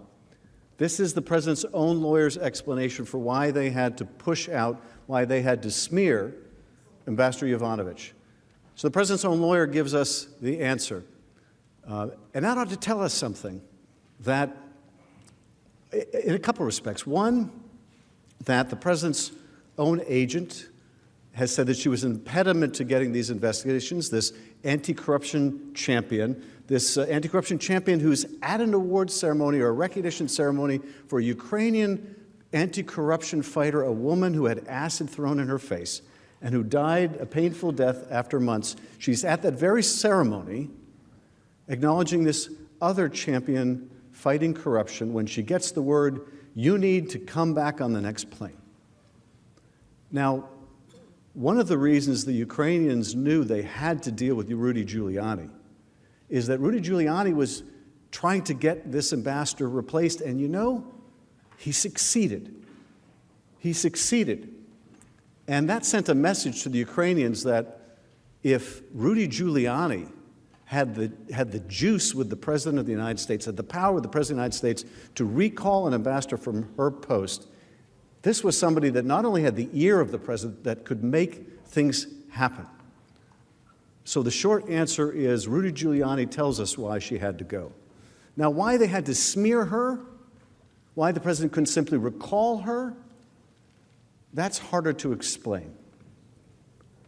But the reason they wanted her out of the way is they wanted to make these investigations go forward, and they knew someone there fighting corruption was getting in the way of that.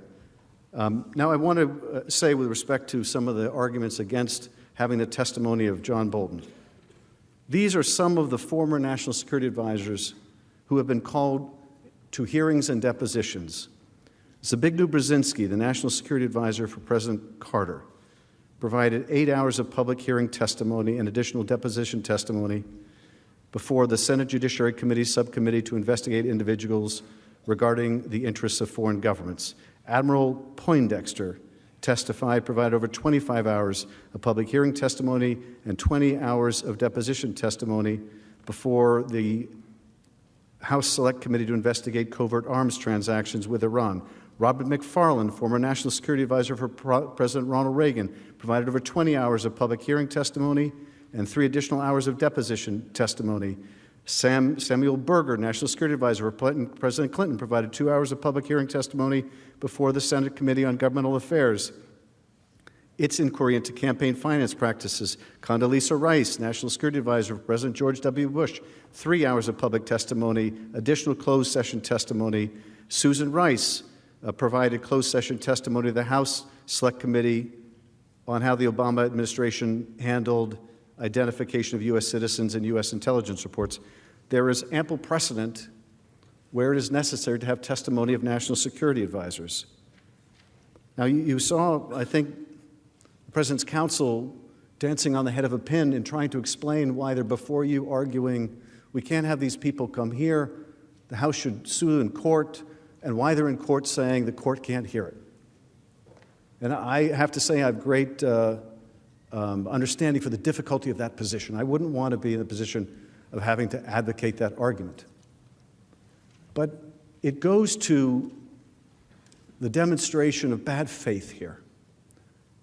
How can you be before this body saying you've got to go to court, the House was derelict because it didn't go to court, and go to the same court and say the House shouldn't be here? How do you do that? Now they say, well, the House is in court, so the House must think it's okay, even though we don't think so, and we're arguing that, and we'll take it all the way up to the Supreme Court if we have to. We don't think that's an adequate remedy.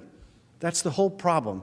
When you have bad faith invocation of privilege, when you have in fact, assertion of privilege, when you have a president who wants to continue to cover up his wrongdoing indefinitely, a president who is trying to get foreign help in the very next election, that process of going endlessly up and down the courts with a duplicitous counsel for the president arguing in one place you can do it and the other place you can't, shows the flaw with a precedent that Congress must exhaust all remedies before it can insist on answers with the ultimate remedy of impeachment.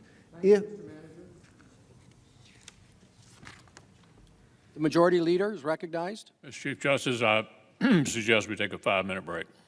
Without objection, so ordered.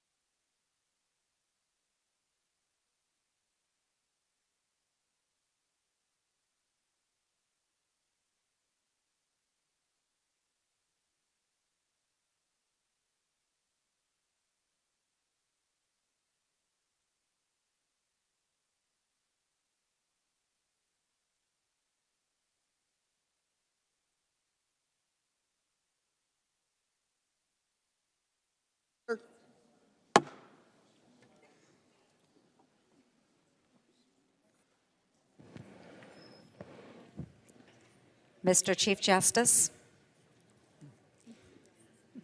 The senator from Iowa. Mr. Chief Justice, I send a question to the desk for myself and Senator Lankford.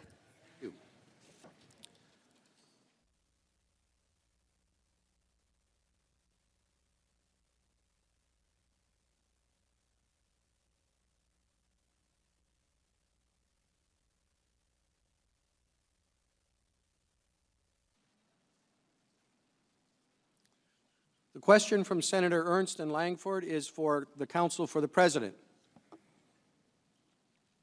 Members of the House Permanent Select Committee on Intelligence, of which Senator Schiff sits as chairman, conducted a number of depositions related to this impeachment inquiry. One of the individuals deposed was Intelligence Community Inspector General Michael Atkinson. Has the White House been provided a copy of this deposition transcript? Do you believe this transcript would be helpful? If so, why?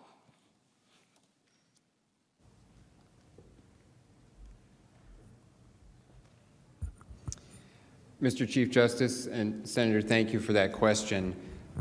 We have not been provided that transcript. My understanding is that the Inspector General for the Intelligence Community, Mr. Atkinson, testified in executive session, and HPSI has retained that transcript in executive session, and it was not transmitted to the House Judiciary Committee, and therefore, under the terms of House Resolution 660, was not turned over to the White House counsel, so we have not seen it.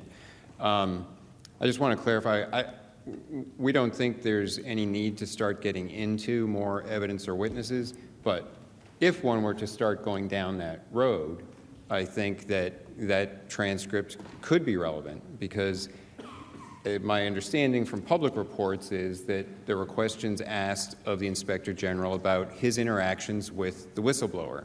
And there was some question in public reports about whether the whistleblower was entirely truthful with the Inspector General on forms that were filled out, and whether or not, certain representations were made about whether or not there had been any contact with Congress, and that then ties into the contact that the whistleblower apparently had with the staff of the committee, which we also don't know about. So if we were to go down the road, we don't think it's necessary. We think that these articles of impeachment should be rejected. But if one were to go down the road of any more evidence or witnesses, it would certainly be relevant to find out what the Inspector General of the intelligence community had to say about the whistleblower, along with the other issues that we've mentioned about whistleblower's bias, motivation, what were his connections with the whole situation of the Bidens, and apparently if he worked with Vice President Biden, he worked on Ukraine issues according to public reports. How does that all tie in? All of those things would become relevant in that event. Thank you. Thank you, counsel. Mr. Chief Justice. The senator from Alabama. Thank you, Mr. Chief Justice. I send a question to the desk on behalf of myself, Senators Manchin and Senator Sinema. Thank you.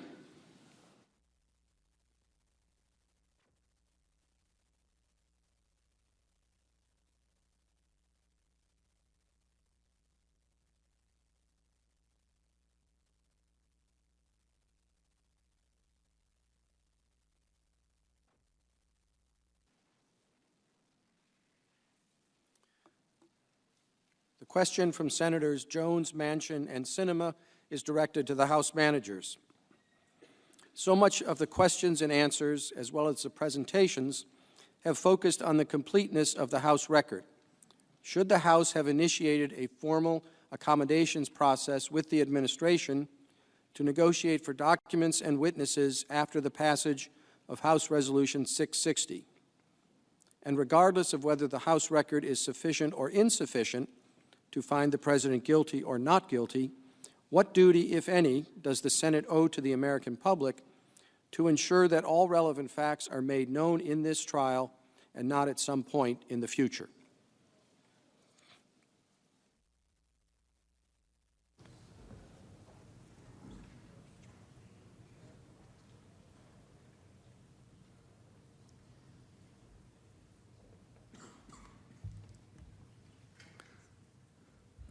Senators, thank you for the question. It was apparent from the very beginning when the president announced that they would fight all subpoenas, when the White House counsel issued its October 8th diatribe saying they would not participate in the inquiry, that they were not interested in any accommodation. We tried to get Don McGahn to testify. We tried that route. We've been trying that route for 9 months now. We tried for quite some time before we took that matter to court with absolutely no success. And I think what we've seen is there was no desire on the part of the president to reach any accommodation. Quite the contrary, the president was adamant that they were going to fight in every single way. Now, if they had an interest in accommodation, we wouldn't be before you without a single document. There would have been hundreds and hundreds of documents provided. We would have entered an accommodation process over claims of narrow claims of privilege as to this sentence or that sentence. They would have had to make a particularized claim that we could have negotiated over. But of course, they did none of that. They said your subpoenas are invalid. You have to depart from the bipartisan rules of how you conduct your depositions. Essentially, our idea of accommodation is you have to do it our way or the highway. And the president's instructions, the president's marching orders were go pound sand. Now, what is the Senate's responsibility in the context of a House impeachment for which there was such blanket obstruction? And bear in mind, if you compare this to the Nixon impeachment, Richard Nixon told his people to cooperate, provided documents to the Congress. Yes, there were some that were withheld, and that led to litigation, and the president lost that litigation. But the circumstances here are very different. Frankly, the president could have made this a difficult case, but didn't, because of the wholesale nature of the obstruction. Now, in terms of the Senate responsibility, the Constitution says the Senate shall have the sole power to try all impeachments. When sitting for that purpose, they shall be on oath or affirmation. And so you have the sole power. That expression is used, I believe, only twice in the Constitution. One, when it tells the House that we have the sole power to conduct an impeachment proceeding, and again, the process we used, and they can repeat this as often as they'd like, is the same process used in the Clinton and Nixon impeachments. And I'm sure Clinton and Nixon thought that was unfair, but nonetheless, we use the same process. But here, you have the sole power to try the case. And if you decide that 1 week is not too long in the interest of a fair trial to have depositions of key witnesses, that is for you to decide. You get to decide how to try the case. And so if you decide that you have confidence in the Chief Justice of the Supreme Court to make decisions about materiality and relevance and privilege and make those line-by-line redactions if they're warranted, if you decide you trust the Chief Justice to decide whether privilege is being applied properly or improperly to conceal crime or fraud or for legitimate national security purpose, you have the sole power to make that happen. That is every bit within your right. And we would urge you to do so. Now, counsel for the president says the Constitution doesn't require that. The Constitution doesn't prohibit that. It gives you the sole power to try this case. And under your sole power, you can say, we've made a decision. We're going to give the parties 1 week. We're going to let the Chief Justice make a fair determination of who's pertinent and who's not. We're not going to let the House decide who the president's witnesses are. We're not going to let the president decide who the House witnesses are. We're going to let them both submit their top priorities, and we're going to let the Chief Justice decide who's material and who's not. That is fully within your power. And so, in sum and substance, there's no evidence of an intention, a willingness in any way, shape, or form to accommodate in the House. If there was, we wouldn't be here. Instead, there was, we will fight all subpoenas, and under Article 2, I can do whatever I want. And now we're here. And they make the astounding claim, if their case is so good, let them try without witnesses. That wouldn't fly before any judge in America, and it shouldn't fly here either. Thank you, Mr. Manager. Mr. Justice. Senator, I'm sorry. Yes, the senator from Tennessee. I send to the desk a question on behalf of myself and Senators Lee and Johnson. Thank you.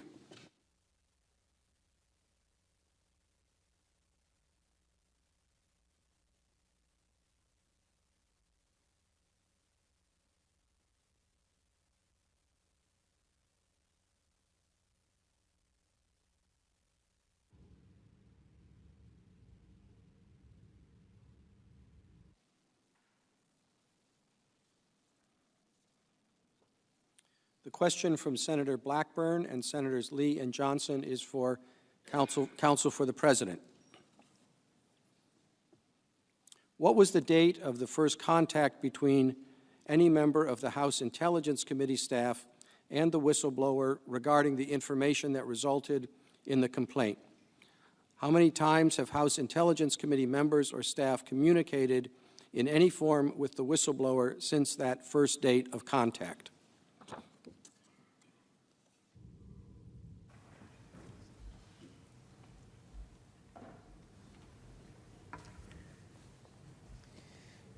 Mr. Chief Justice, Senator, thank you for that question. The answer is we don't know. Nobody knows. We don't know when the first contact was. We don't know how many contacts there were. We don't know what the substance of the contact was. That all remains shrouded in some secrecy. And as I said a moment ago, we think that the way this case has been presented, this body should simply acquit. There's no need to get more evidence to probe into that. But if we were to go down the road of any evidence or witnesses, then those are certainly relevant questions and relevant things to know about, to understand what those contacts were, what the whistleblower's motivation was, what the connection between the whistleblower and any staffers and how that played any role in the formulation of the complaint, that it all be relevant to understand how this whole process began. Now, I do want to mention something else while I have the moment in response to some things that Manager Schiff said. Again, the House managers come up and it seems like they keep saying the same thing and we keep pointing to actual evidence and letters that disprove what they're saying. They come up and say that the president said it's my way or the highway, blanket defiance, there's nothing you can do. And they say that, well, they would have accommodated if we were willing to participate in the accommodation process.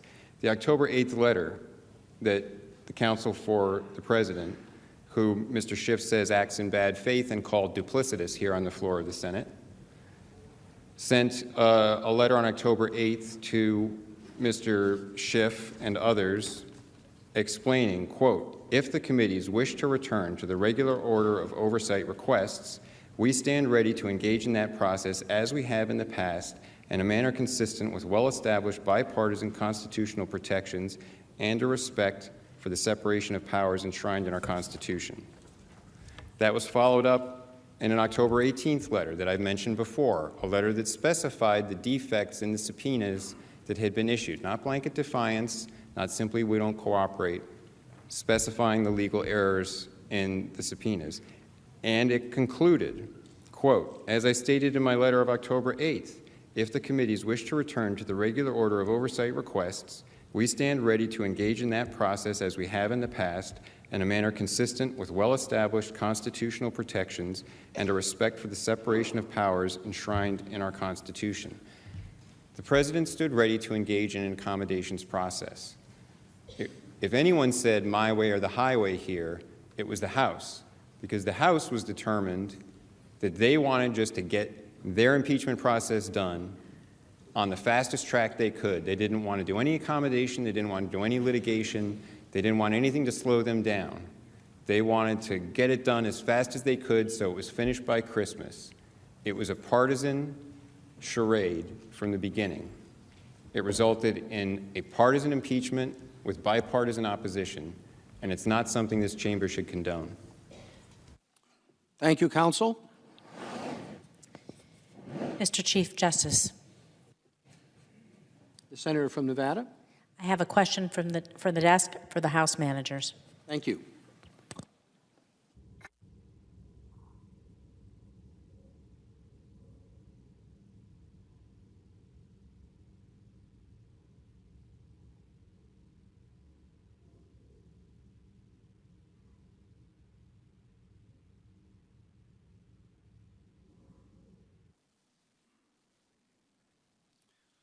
question from Senator Rosen is for the House managers. During the President's phone call with Ambassador Sondland, he insisted there was no quid pro quo involving the exchange of aid and a White House meeting for an investigation. But he also said, according to Sondland, that the stalemate over aid will continue until President Zelensky announces the investigations. Isn't that the definition of the exact quid pro quo that the President claimed didn't exist?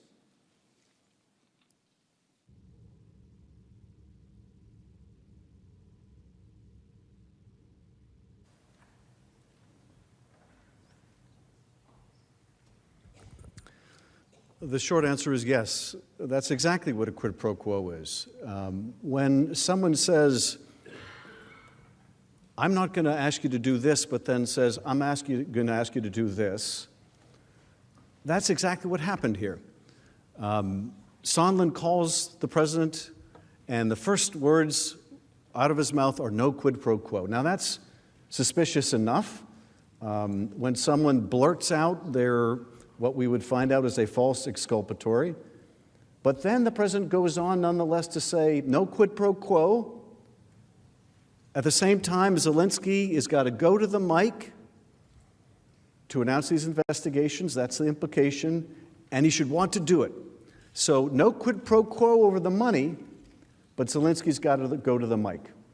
And if you have any question about the accuracy of that, you should demand to see Ambassador Taylor's notes, Tim Morrison's notes, and of course, Sondland goes and tells Ukraine about this coupling of the money in order to get the investigations. And let me just, if I can, go through a little of the history of that.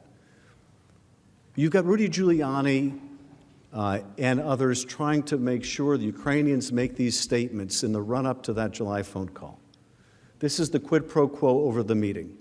So they're trying to get the statement that they want. They're trying to get the announcement of the investigations. And around this time, prior to the call, the president puts a freeze on the military aid. And then you have that call, and the minute that Zelensky brings up the defense support and the desire to buy more javelins, that's when the president immediately goes to the favor he wants. So the Ukrainians at this point know that the White House meeting is conditioned on getting these investigations announced. But in that call, the minute military aid is brought up, the president pivots to the favor he wants of these investigations they already know about. Now, after that call, the Ukrainians quickly find out about the freeze in aid. According to the former deputy foreign minister, they found out within days. July 25th is the call. By the end of July, Ukraine finds out the aid is frozen. The deputy foreign minister is told by Andriy Yermak, keep this secret. We don't want this getting out. She had planned to come to Washington. They cancel her trip to Washington because they don't want this made public. And so in August, there's this effort to get the investigations announced. That's the only priority for the president and his men. So the Ukrainians know the aid is withheld. They know they can't get the meeting. They know what the president wants, these investigations, and the Ukrainians, like the Americans, can add up 2 + 2 = 4. But if they had any question about that, Sondland removes all doubt on September 1st in Warsaw, when Sondland goes over after the Pence-Zelensky meeting. He goes over to Yermak and he says that until you announce these investigations, you're not getting this aid. He makes explicit what they already knew, that not just the meeting, but the aid itself was tied. And on September 7th, Sondland tells Zelensky directly, the aid is tied to your doing the investigations.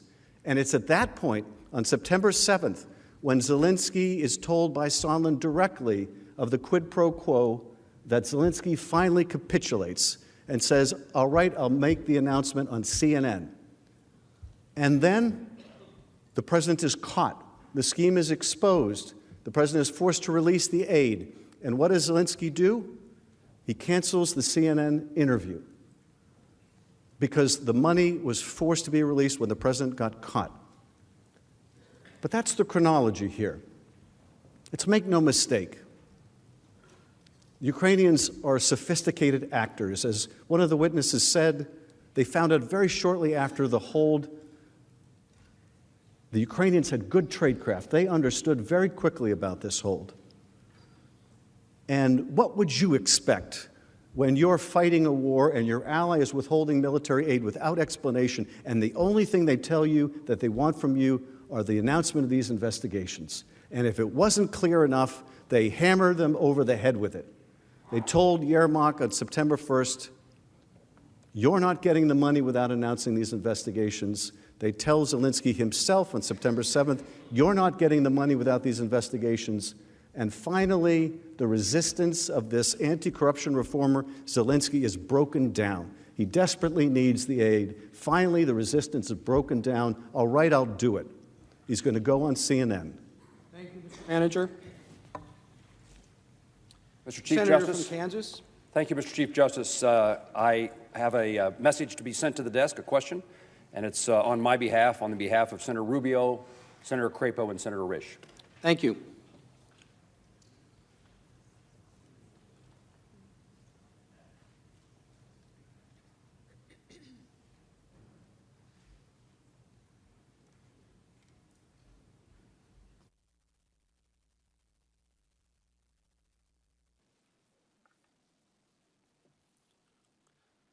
The question from Senator Moran, Crapo, and Risch reads as follows. Impeachment for the Counsel for the President.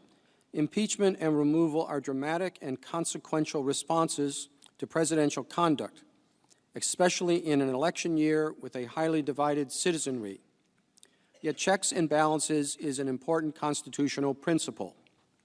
Does the Congress have other means, such as appropriations, confirmations, and oversight hearings, less damaging to our nation?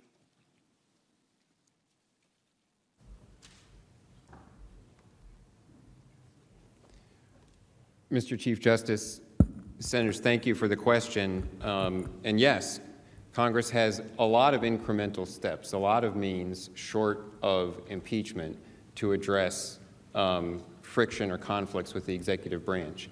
And that was a point that I was making a moment ago with respect to what the Department of Justice had said in litigation today, where the absolute immunity for senior advisors, actually I think it's a different issue in that case, I beg your pardon, but in any event, there's a dispute in that case about information requests. And the point that DOJ was making there is the Constitution requires incremental steps where there's friction between the branches. As I mentioned the other day, friction between the branches and between Congress and the executive on information requests in particular is part of the constitutional design. It's been with us since the first administration. George Washington denied requests from Congress for information about the negotiation of the Jay Treaty.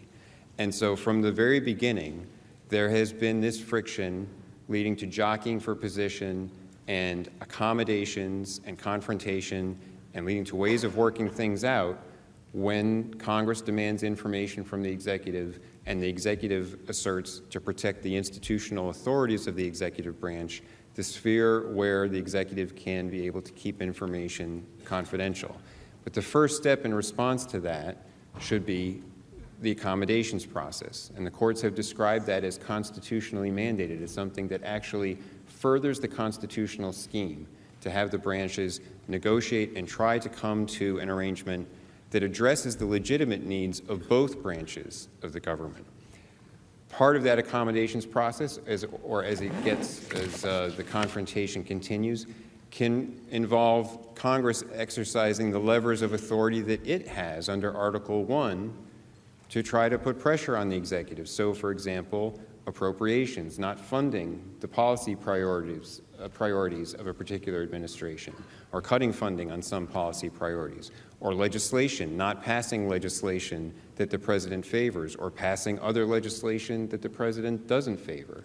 Or the Senate has the power not to approve nominees, and as I'm sure many of you well know, holding up nominees in committee can be effective in some points in putting pressure on an administration to get particular policies kicked loose, things accomplished in a particular department or agency. All of these elements of the interplay of the branches of government, that's part of the constitutional design.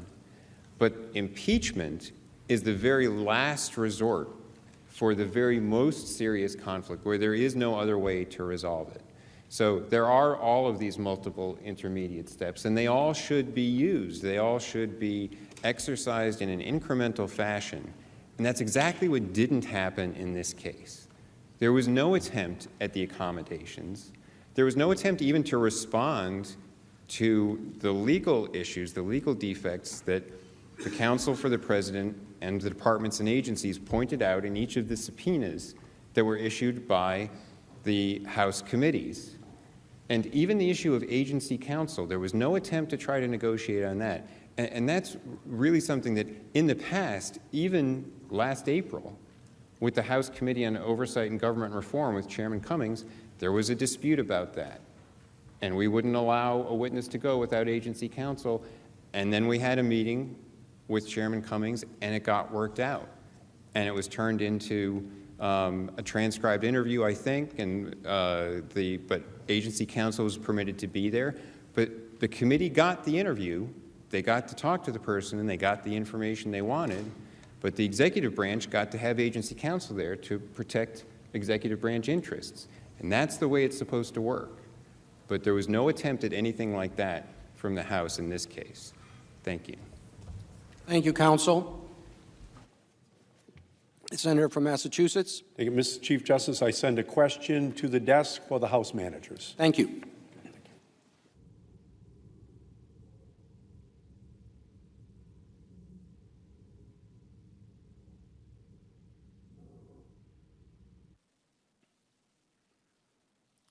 Senator Markey's question for the House managers reads as follows. It has recently been reported that the Russians have hacked the Ukrainian natural gas company Burisma, presumably looking for information on Hunter Biden. Our intelligence community has warned us that the Russians will be interfering in the 2020 election.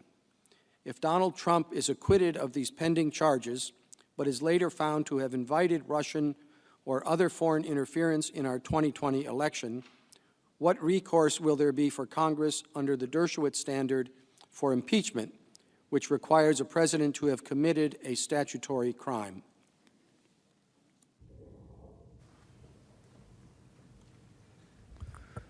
Senator, absolutely no recourse. No recourse whatsoever.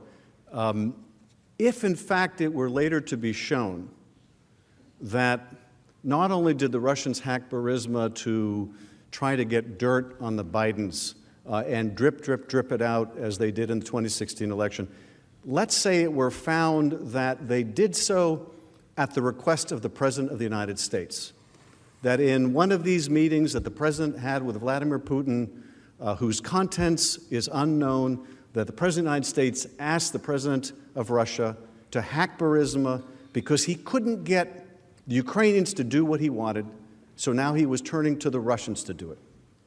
Under the Dershowitz theory of the case, under the President's theory of the case, that's perfectly fine.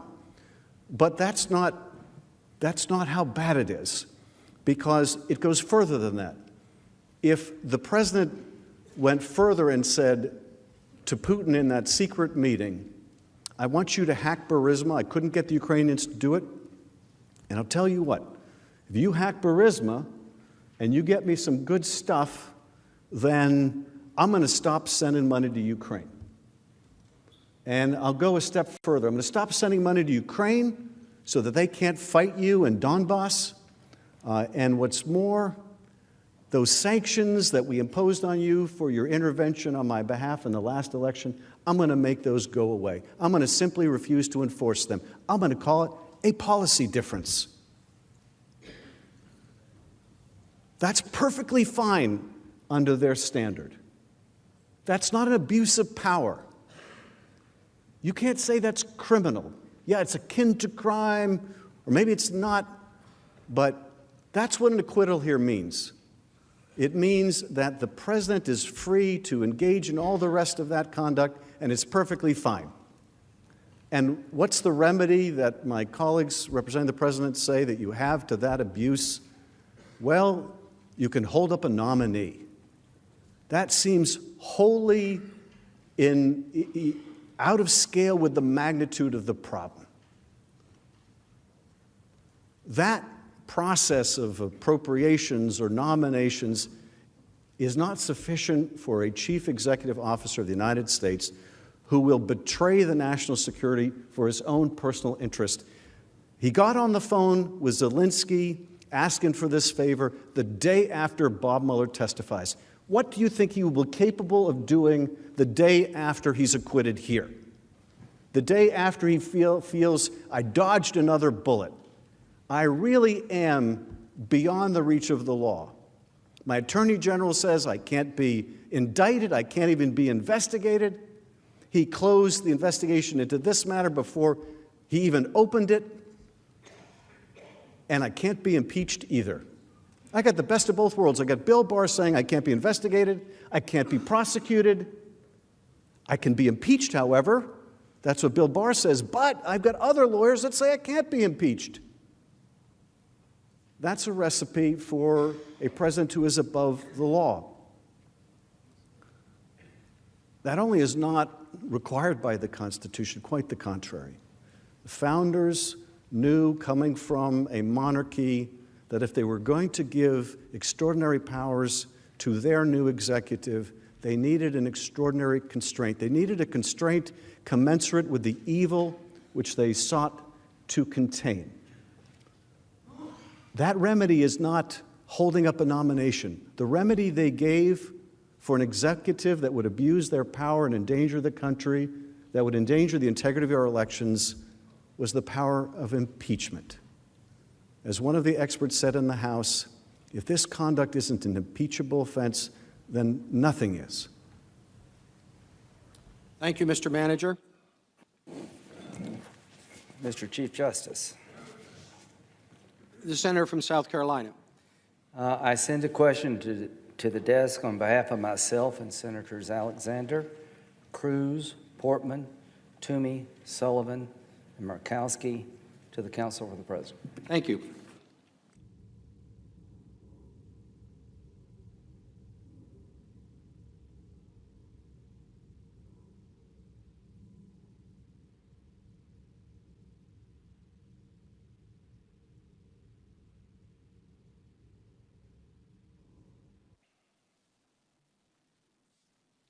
The question from Senator Graham and the other senators is for the Counsel for the President.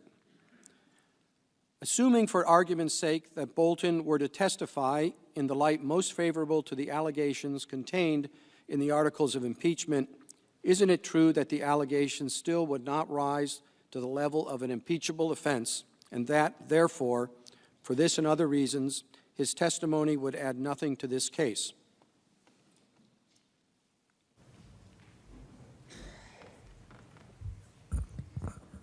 Mr. Chief Justice, Senators, thank you for the question.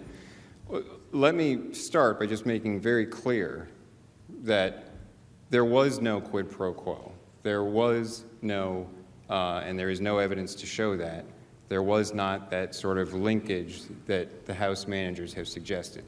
But let me answer the question directly, which I understand to be, assuming for the sake of argument that Ambassador Bolton would come and testify the way the New York Times article alleges, the way his book describes the conversation, then it is correct that even if that happened, even if he gave that testimony, the articles of impeachment still wouldn't rise to an impeachable offense. And that's for at least two reasons. Let me explain that. The first is, on their face, the articles of impeachment, as they've been laid out by the House managers, even if you take everything that's alleged in them, they don't, as a matter of law, rise to the level of an impeachable offense, because even the House managers haven't characterized them as involving a crime. So that's one level of the answer, that an impeachable offense would require a crime. Even going beyond that to a second level, the theory of abuse of power that they've alleged, put aside whether or not it's a crime, the theory of abuse of power that they have asserted is not something that conforms with the constitutional standard of high crimes and misdemeanors. It depends entirely on subjective intent, and it is subjective intent alone. And as Professor Dershowitz explained, and as I've explained, and I don't mean in the more radical portion of his explanation of his theory. I mean just in terms of what is high crimes and misdemeanors. He explained that something that is based entirely on subjective intent is equivalent to maladministration. It's equivalent to exactly the standard that the framers rejected because it's completely malleable. It doesn't define any real standard for an offense. It allows you to take any conduct that on its face is perfectly permissible, and on the basis of your projection of a disagreement with that conduct, a disagreement with the reasons for it, to attribute a bad motive, to try to say there's a bad subjective motive for doing that and we'll make it impeachable. That doesn't conform to the constitutional standard. So at the common law, they would call the reaction to a charge like this a demur. You demur and simply say, even if everything you say is true, that's not an impeachable offense under the law. And that is an appropriate response here. Even if everything you allege is true, even if John Bolton would say it's true, that is not an impeachable offense under the constitutional standard, because the way you've tried to define the constitutional standard, this theory of abuse of power, is far too malleable. It goes purely to subjective intent, and it can't be relied upon. Then the third level of my answer is this. We've demonstrated that there is a legitimate public policy interest in both of the matters that were raised on that telephone call, the 2016 election interference and the Biden-Burisma affair. Because there is a legitimate public policy interest in both of those issues, even if it were true that there was some connection, even if it were true that the president had suggested or thought that, well, maybe I should hold up this aid until they do something, that's perfectly permissible where there is that legitimate public policy interest. It's just the same as if there is an investigation going on, the president wants a foreign country to provide some assistance. It's a legitimate foreign policy interest to get that assistance. It's legitimate to use the levers of foreign policy to secure that assistance. So because there is a legitimate public policy interest in both of those issues, and I think we've demonstrated that clearly, it would be permissible for there to be that linkage. But again, I'll close with where I began, which is there was no such linkage here. I just want to make that clear. But taking for the sake of argument the question as phrased, even if Ambassador Bolton would testify to that, even if you assumed it were true, there is no impeachable offense stated in the Articles of Impeachment. Thank you. Thank you, Counsel. The Senator from Illinois. Thank you.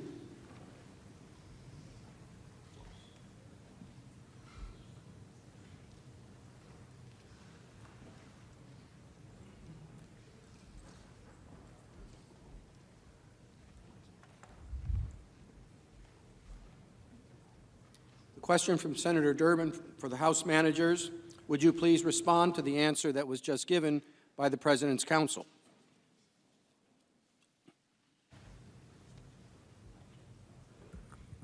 Senators, it's been a long couple days, so let me be blunt about where I think we are. I think we all know what happened here. I think we all understand what the President did here. I don't think there's really much question at this point about why the military aid was withheld or why President Zelensky couldn't get in the door of the Oval Office. I don't think there's any confusion about why he wanted Joe Biden investigated or why he was pushing the CrowdStrike conspiracy theory. I don't think there's really much question about that, and I don't think there's any question about what we could expect if and when John Bolton testifies, although the details of which we certainly don't know. I don't think there's really much question about that. But what's extraordinary is, although they can claim that this was a radical mistake or notion of Professor Dershowitz that they seem to be distancing themselves from right now, I guess they're accusing Dershowitz now of some maladministration in his argument of the defense. They're still embracing that idea. Because what they just told you, admittedly in outline of A, B, and C, what they just told you is accept everything the House said, accept The president withheld the military aid to coerce Ukraine into helping him cheat in the election, accept that these investigations are a sham, accept that he obstructed all subpoenas and witnesses, accept all of that. Too bad. There's nothing you can do. That's not impeachable. A president of the United States, this is now where we've come to in this moment of our history, a president of the United States can withhold hundreds of millions of dollars in aid that we appropriated, can do so in violation of the law, can do so to coerce an ally in order to help him cheat in an election, and you can't do anything about it except hold up a nomination. That's non-impeachable. They can abuse their power all they want. The president, this president, next president can abuse their power all they want in the furtherance of their reelection as long, here's the limiting principle, as long as they think their reelection is in the national interest. Well, that's quite a constraint. That's where we've come now after 2.5 centuries of our history.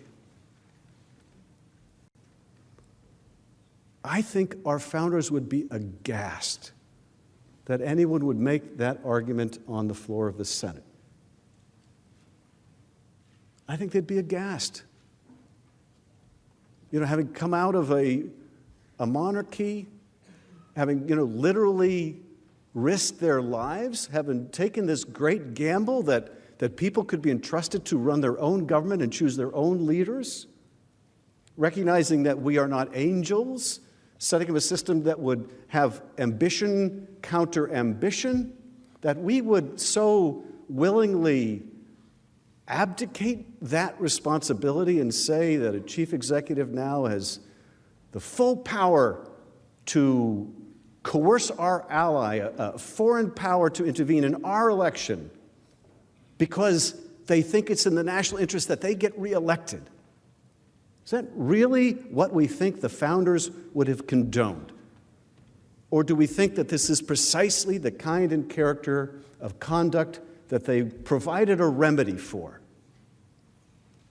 I think we know the answer to that. They wrote a beautiful Constitution. They understood a lot about human nature. They understood, as we do, that absolute power corrupts absolutely. And they provided a constraint. But it will only be as good and as strong as the men and women of this institution's willingness to uphold it, to not look away from the truth. The truth is staring us in the eyes. We know why they don't want John Bolton to testify. It's not because we don't really know what happened here. They just don't want the American people to hear it in all of its ugly, graphic detail. They don't want the president's national security advisor on live TV or even a non-live deposition to say, I talked with the president and he told me in no uncertain terms, John. Thank you, Mr. Manager. To be continued.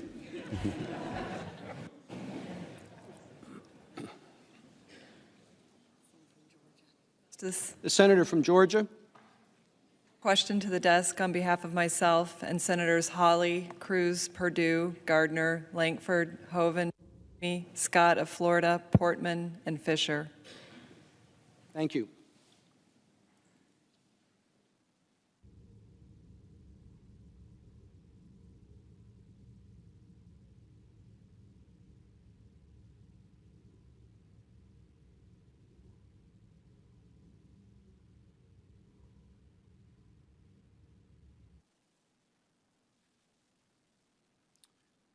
Excuse me. The question from Senator Loeffler and the other senators is for the counsel for the president. As reported by Politico, quote, in January 1999, then Senator Joe Biden argued strongly against deposing additional witnesses or seeking new evidence in a memo sent to fellow Democrats ahead of, of Bill Clinton's impeachment trial, end quote. Politico reports that Senator Schumer agreed with Biden. Why should the Biden rule not apply here?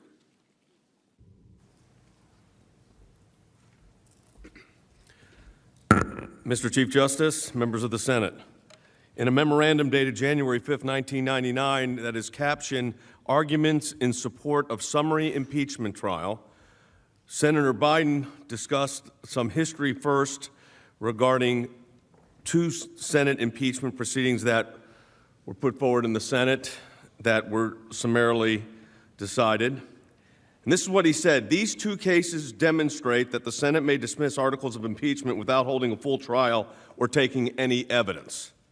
Put another way, the Constitution does not impose on the Senate the duty to hold a trial. In fact, the Senate need not hold a trial even though the House wishes to present evidence and hold a full trial and the elements of jurisdiction are present. He went on to say, in a number of previous impeachment trials, the Senate has reached the judgment that its constitutional role as sole trier of impeachment does not require it to take new evidence or hear live witness testimony. This follows from the Senate's considerations for motions for summary disposition in at least 3 trials, and it listed the 3 trials of Judges Ritter, Claiborne, and Nixon. In each, the Senate considered a motion for summary disposition on the merits. In no case did the Senate decline to consider a motion for summary disposition as beyond the Senate's authority or forbidden by the Constitution. The framers did not mean that this political process was to be a partisan process. Instead, they meant it to be political in the higher sense. The process was to be conducted in the way that would best secure the public interest, or in their phrase, the general welfare. That was the Biden doctrine of impeachment proceedings. Now, some members in this chamber agreed with that. Some members that serve as managers also agreed with that. But now the rules are different. The rules are different because Manager Schiff just moments ago did what he's now famous for and created a conversation purportedly from the President of the United States regarding Russia hacking of Burisma. And it's the same thing he did when he started his hearings. So this is a common practice. But if we want to look at common practice and common procedures, the Biden rule is one. I'd like to address something else, because we've heard it time and time again about 2 judges have decided this issue of executive privilege. I want to address 2 things very quickly. My very first case at the Supreme Court of the United States, and it was a long time ago, over 30 years ago, 33 years ago. My client lost in the district court. They said, well, we'll appeal to the Ninth Circuit Court of Appeals. Went to the Ninth Circuit Court of Appeals, was not so successful. We didn't win there either. My client said, well, what do? I said, well, we have one option. We could file a petition for certiorari to the Supreme Court of the United States. Chances are they're not going to take the case, but at this point, it's an important issue to you, so why don't we proceed? My client agreed to proceed. A petition for certiorari was granted, and the court reversed 9-0 the Court of Appeals in the district court. And that's why you continue to utilize courts when appropriate. That's why you do it. And you don't rely on what a district court judge says. And the last thing I want to say, they are asking you, as a Senate body, to waive executive privilege on the President of the United States. Now, I want to think about that for a moment. They are asking you to vote to determine, or have the Chief Justice in his individual capacity as presiding judge, vote to waive executive privilege as it relates to the President of the United States. And that is what they think is the appropriate role for this proceeding to continue. I think you should adopt the Biden rule. Thank you. Thank you, counsel. Mr. Chief Justice. Yes, the senator from Colorado. Thank you. I'd like to send a question to the desk on behalf of myself and Senator Warner. Thank you.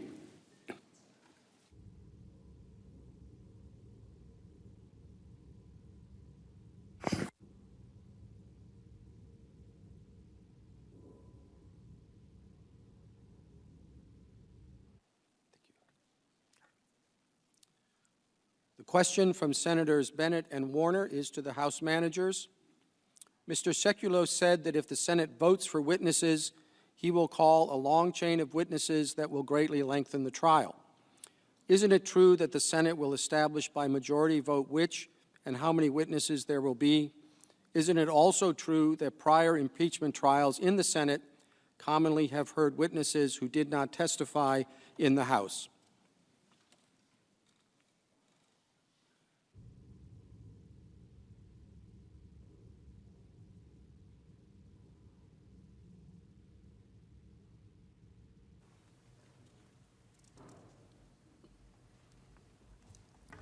Thank you, Mr. Chief Justice. I thank the distinguished senators for their questions. Certainly, it is the case that all we are asking the Senate to do is to hold a full and fair trial, consistent with the Senate's responsibility. Article 1, Section 3 of this Constitution, the Senate shall have the sole power with respect to an impeachment trial.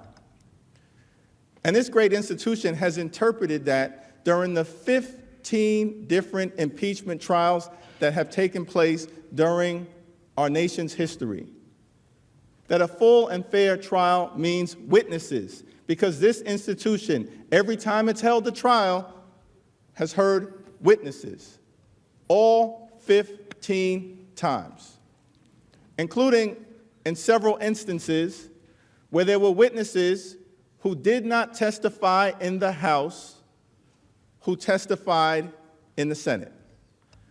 Now, the point was raised earlier about Benghazi. And Trey Gowdy, he's a good man. I served with him. He's a very talented lawyer. I'm sure he's pleased, the distinguished gentleman from the Palmetto State, that his name has been brought into this proceeding.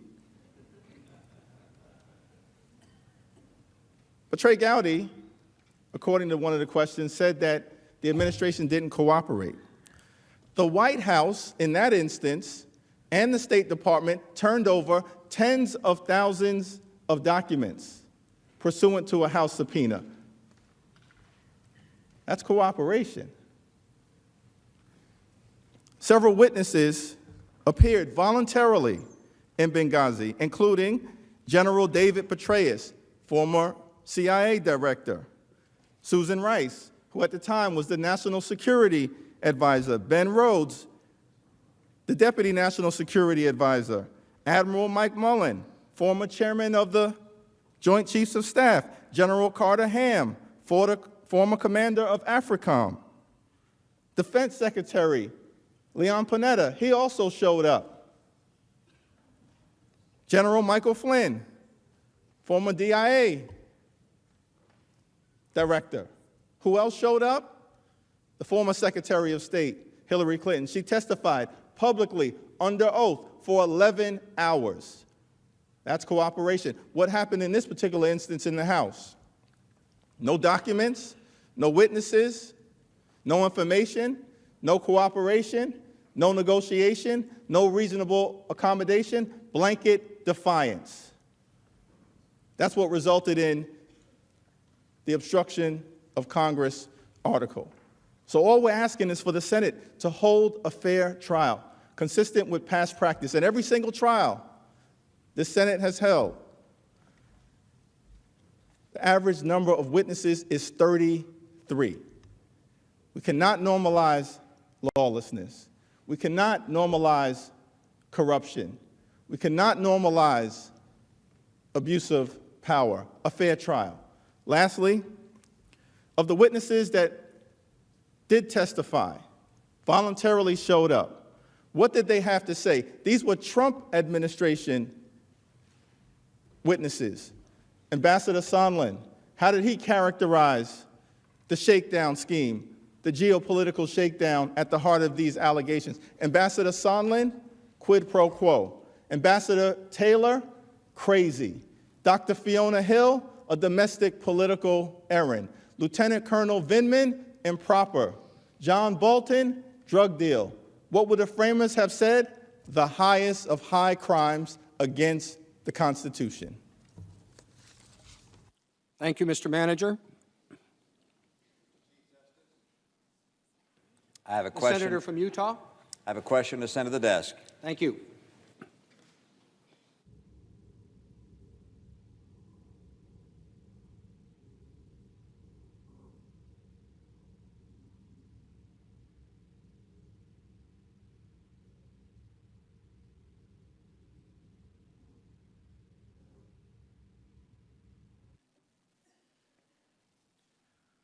The question from Senator Romney is for both parties, and I believe the House manager will go first. Good guess. Do you have any evidence that anyone was directed by President Trump to tell the Ukrainians that security assistance was being held upon the condition of an investigation into the Bidens?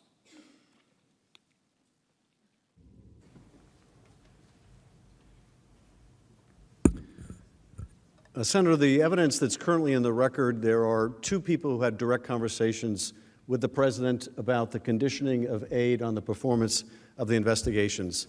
The first was Gordon Sondland, who on September 7th had a conversation with the president that thereafter he related to Tim Morrison as well as Ambassador Taylor. And in the conversation that Ambassador Sondland described at the time, he said the president on the one hand said no quid pro quo, but then went on to say that Zelensky has to announce these investigations and he should want to. So the president made the direct link to Ambassador Sondland.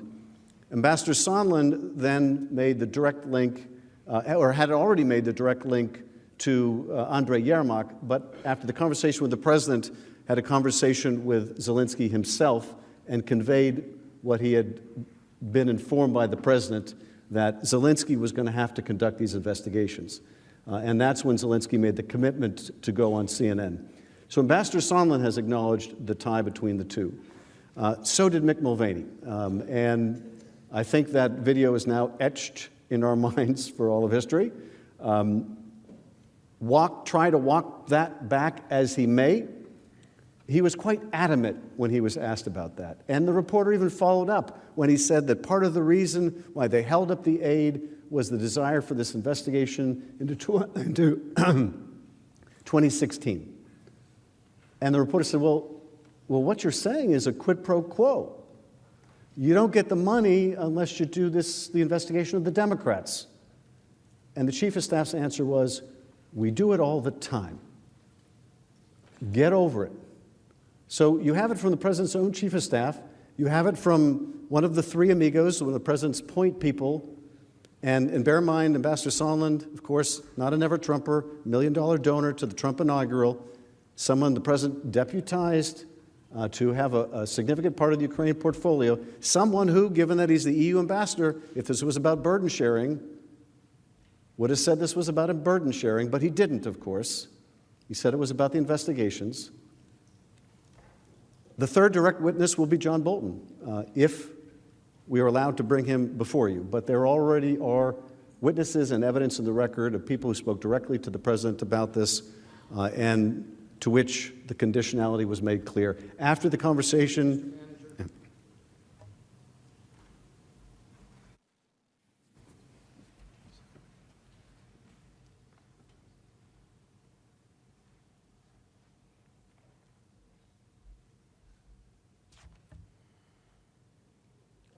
Mr. Chief Justice.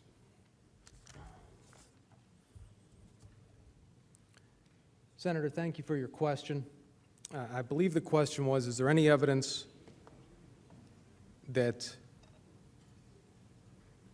anyone told that President Trump had anyone tell the Ukrainians directly that the aid was linked? I believe that was the question. And the answer in the House record is no. And I described this on Saturday when I walked through at length, and so I'd refer back to that presentation, Ambassador Sondland and Senator Johnson.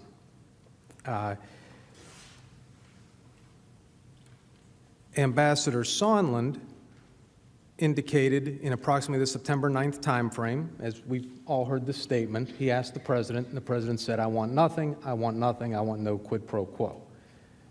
And you've heard a lot from the House managers about go out to the microphones or he needs to do the right thing. But I believe the statement was he needs to do the right thing, he needs to do what he campaigned on. Even earlier, Senator Johnson, again, because Ambassador Sondland told Senator Johnson that there was a linkage. So Senator Johnson asked the president directly. And we know the answer to that. The president said, was there any when Senator Johnson asked if there was any connection between security assistance and investigations, the president answered, no way, I would never do that. Who told you that? And the answer was Sondland. And Ambassador Sondland had come to that presumption prior to speaking to the president. And we saw the montage from Ambassador Sondland about presumptions and assumptions and guessing and speculating and belief.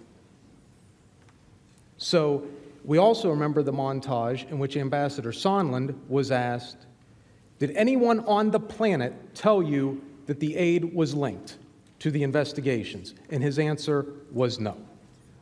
So in the House record before us, there is no evidence that the president told anyone to tell the Ukrainians that the aid was linked.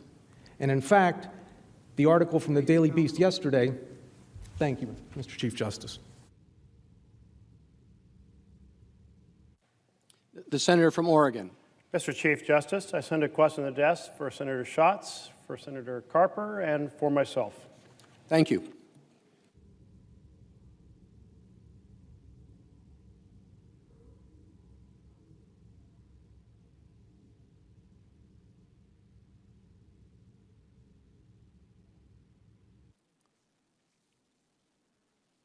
The question is for the House managers from Senators Merkley, Schatz, and Carper. Yesterday, Alan Dershowitz stated that a president cannot be impeached for soliciting foreign interference in his re-election campaign if he thinks it's in the public interest. The President's counsel stated that the president cannot be prosecuted for committing a crime. And the president himself has said, quote, I have the right to do whatever I want as president, end quote. Aren't these views exactly what our framers warned about, an imperial president escaping accountability? If these arguments prevail, won't future presidents have the unchecked ability to use, to use their office to manipulate future elections like corrupt foreign leaders in Russia and Venezuela?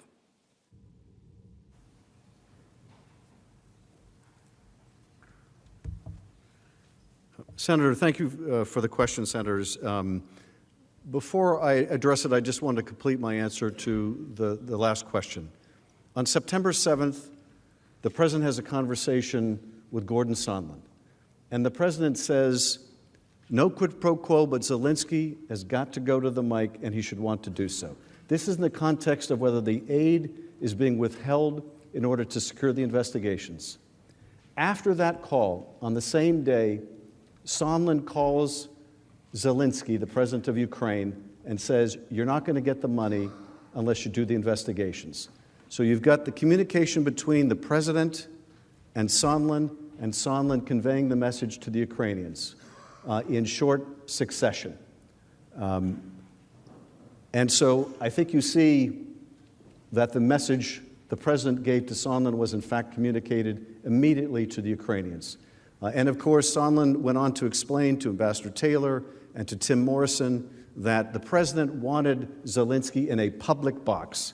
And what was meant by that is he wanted to have to go out and announce publicly these investigations if he was going to get the money. Remember, Sondland explained that the president's a businessman, and before he gives away something, before he signs the check, he wants to get the deliverable. And Ambassador Taylor says, that doesn't make any sense. Ukraine doesn't owe him anything. So it was clear to everyone, including the Ukrainians, they weren't going to get the money unless they did the investigations that the president wanted. And that's the connection on September 7th makes it crystal clear. In terms of the Dershowitz argument, when coupled with a president who believes that under Article 2 he can do whatever he wants, yes, I mean, this is a prescription of a president, not just an imperial president, but an absolute president with absolute power. Because if a president can take this action and extort one country, he can extort any country. If he can make a deal with the president of Venezuela or take an action antagonistic to what Congress has legislated with respect to that country, can violate the law in doing it to get help in his reelection. And I think that example that Senator King asked about is directly on point. There's no limiting principle here as long as the president thinks it's in the interest of his reelection. So yes, he can ask the Israeli prime minister to come to the United States and call his opponent an anti-Semite if he wants to get U.S. military aid. And that principle can be applied anywhere to anything, to the grave danger of the country. That is the logical extension, not just of what Professor Dershowitz said yesterday, but to what the President's Council said today. You can accept every fact in the articles. We still think it's fine and beyond the reach of the Constitution. The President can extort an ally by withholding military aid, can withhold meetings, can ask them to do sham investigations, even if you acknowledge the fact that they are sham. In fact, they don't even have to be done, they just have to be announced, and there's nothing Congress can do about it. Now, that is a prescription for a president with no constraint. Thank you, Mr. Manager. Mr. Chief Justice. The senator from Indiana. I, along with Senator Lee, send to the desk a question for the President's Council. Thank you.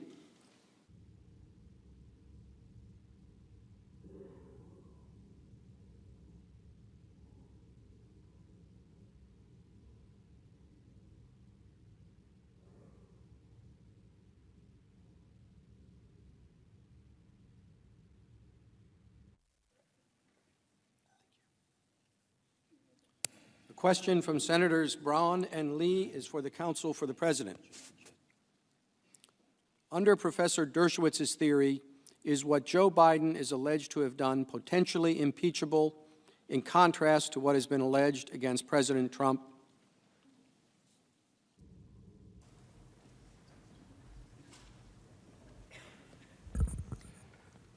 Mr. Chief Justice, Senators, thank you for the question. And I believe that under Professor Dershowitz's theory, remember, he tried to categorize things into three buckets. One is purely good motives. One is, well, you might have some motive for your personal political gain, as well as public interest motives for doing something or intent. And then there was the third bucket of purely private pecuniary gain. And he said, that's the one, if you're doing it for purely private pecuniary gain, that's a problem.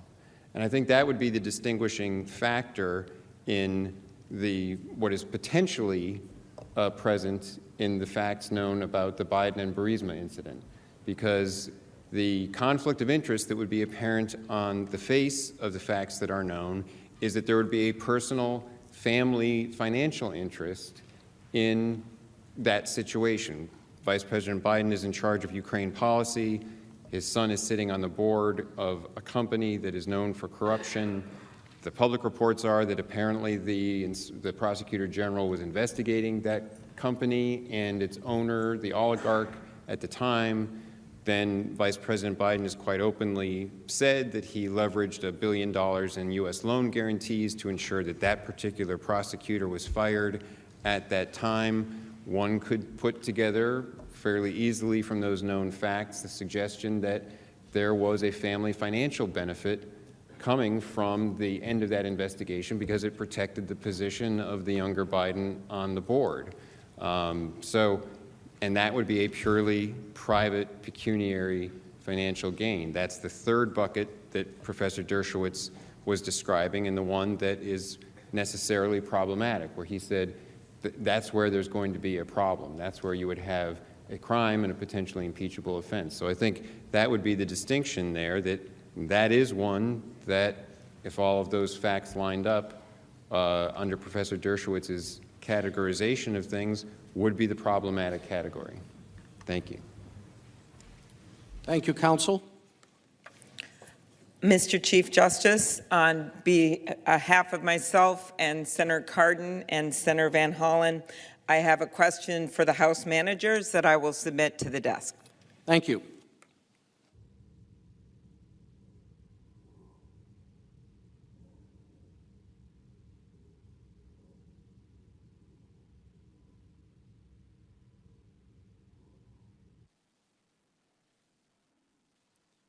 The question from Senator Klobuchar and the other senators.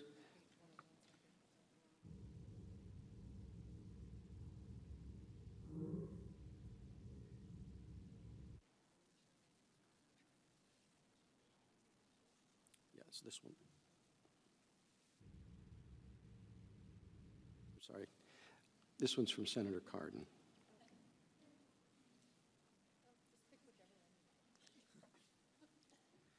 I think this is the right question, and it is directed to the House managers. No,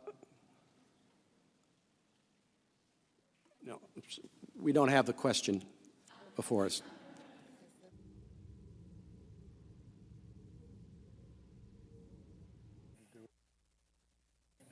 From Senator Cardin.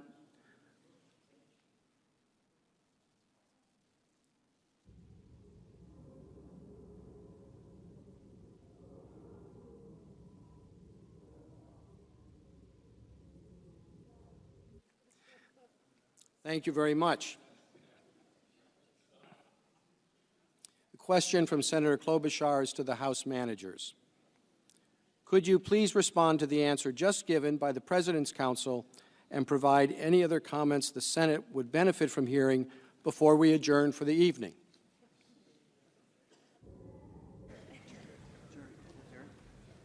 Mr. Chief Justice, members of the Senate, what we've just heard from the House, from the President's Counsel, is the usual nonsense. There are only three, as we draw to a close tonight, there are only three things to remember. One, this is a trial. As a trial, as any 10-year-old knows, we should have witnesses. We are told we can't have witnesses because, after all, the House says we proved our case, as we have, and so why should we need witnesses? Well, that's like saying that in a bank robbery, the DA announces that he's proved his case. He's had all the witnesses. And then an eyewitness shows up, and he shouldn't be allowed to testify because, after all, the DA was sure he proved his case first. That's absurd. Any 10-year-old knows it's absurd. And that's the President's case against witnesses, that we've had enough. There's always more. There aren't too many more here, but the fact is, when there are witnesses to be asked, they should be asked. Second, there's only one real question in this trial. Everything else is a distraction. A three-card Monte game being played by the President's counsel.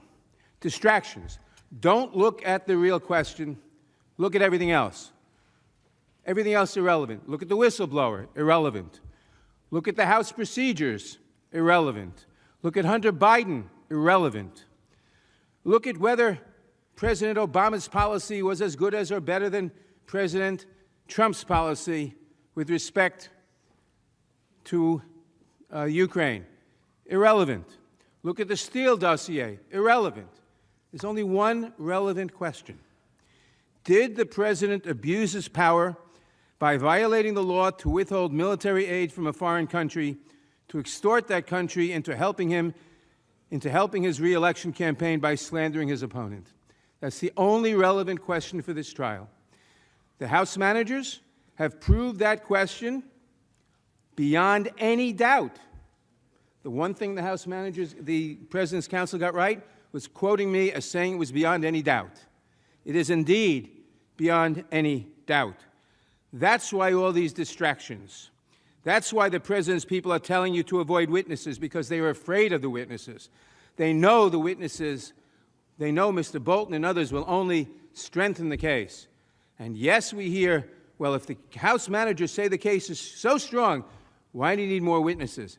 Because the truth can be bolstered. I yield back. Thank you, counsel. The majority leader is recognized.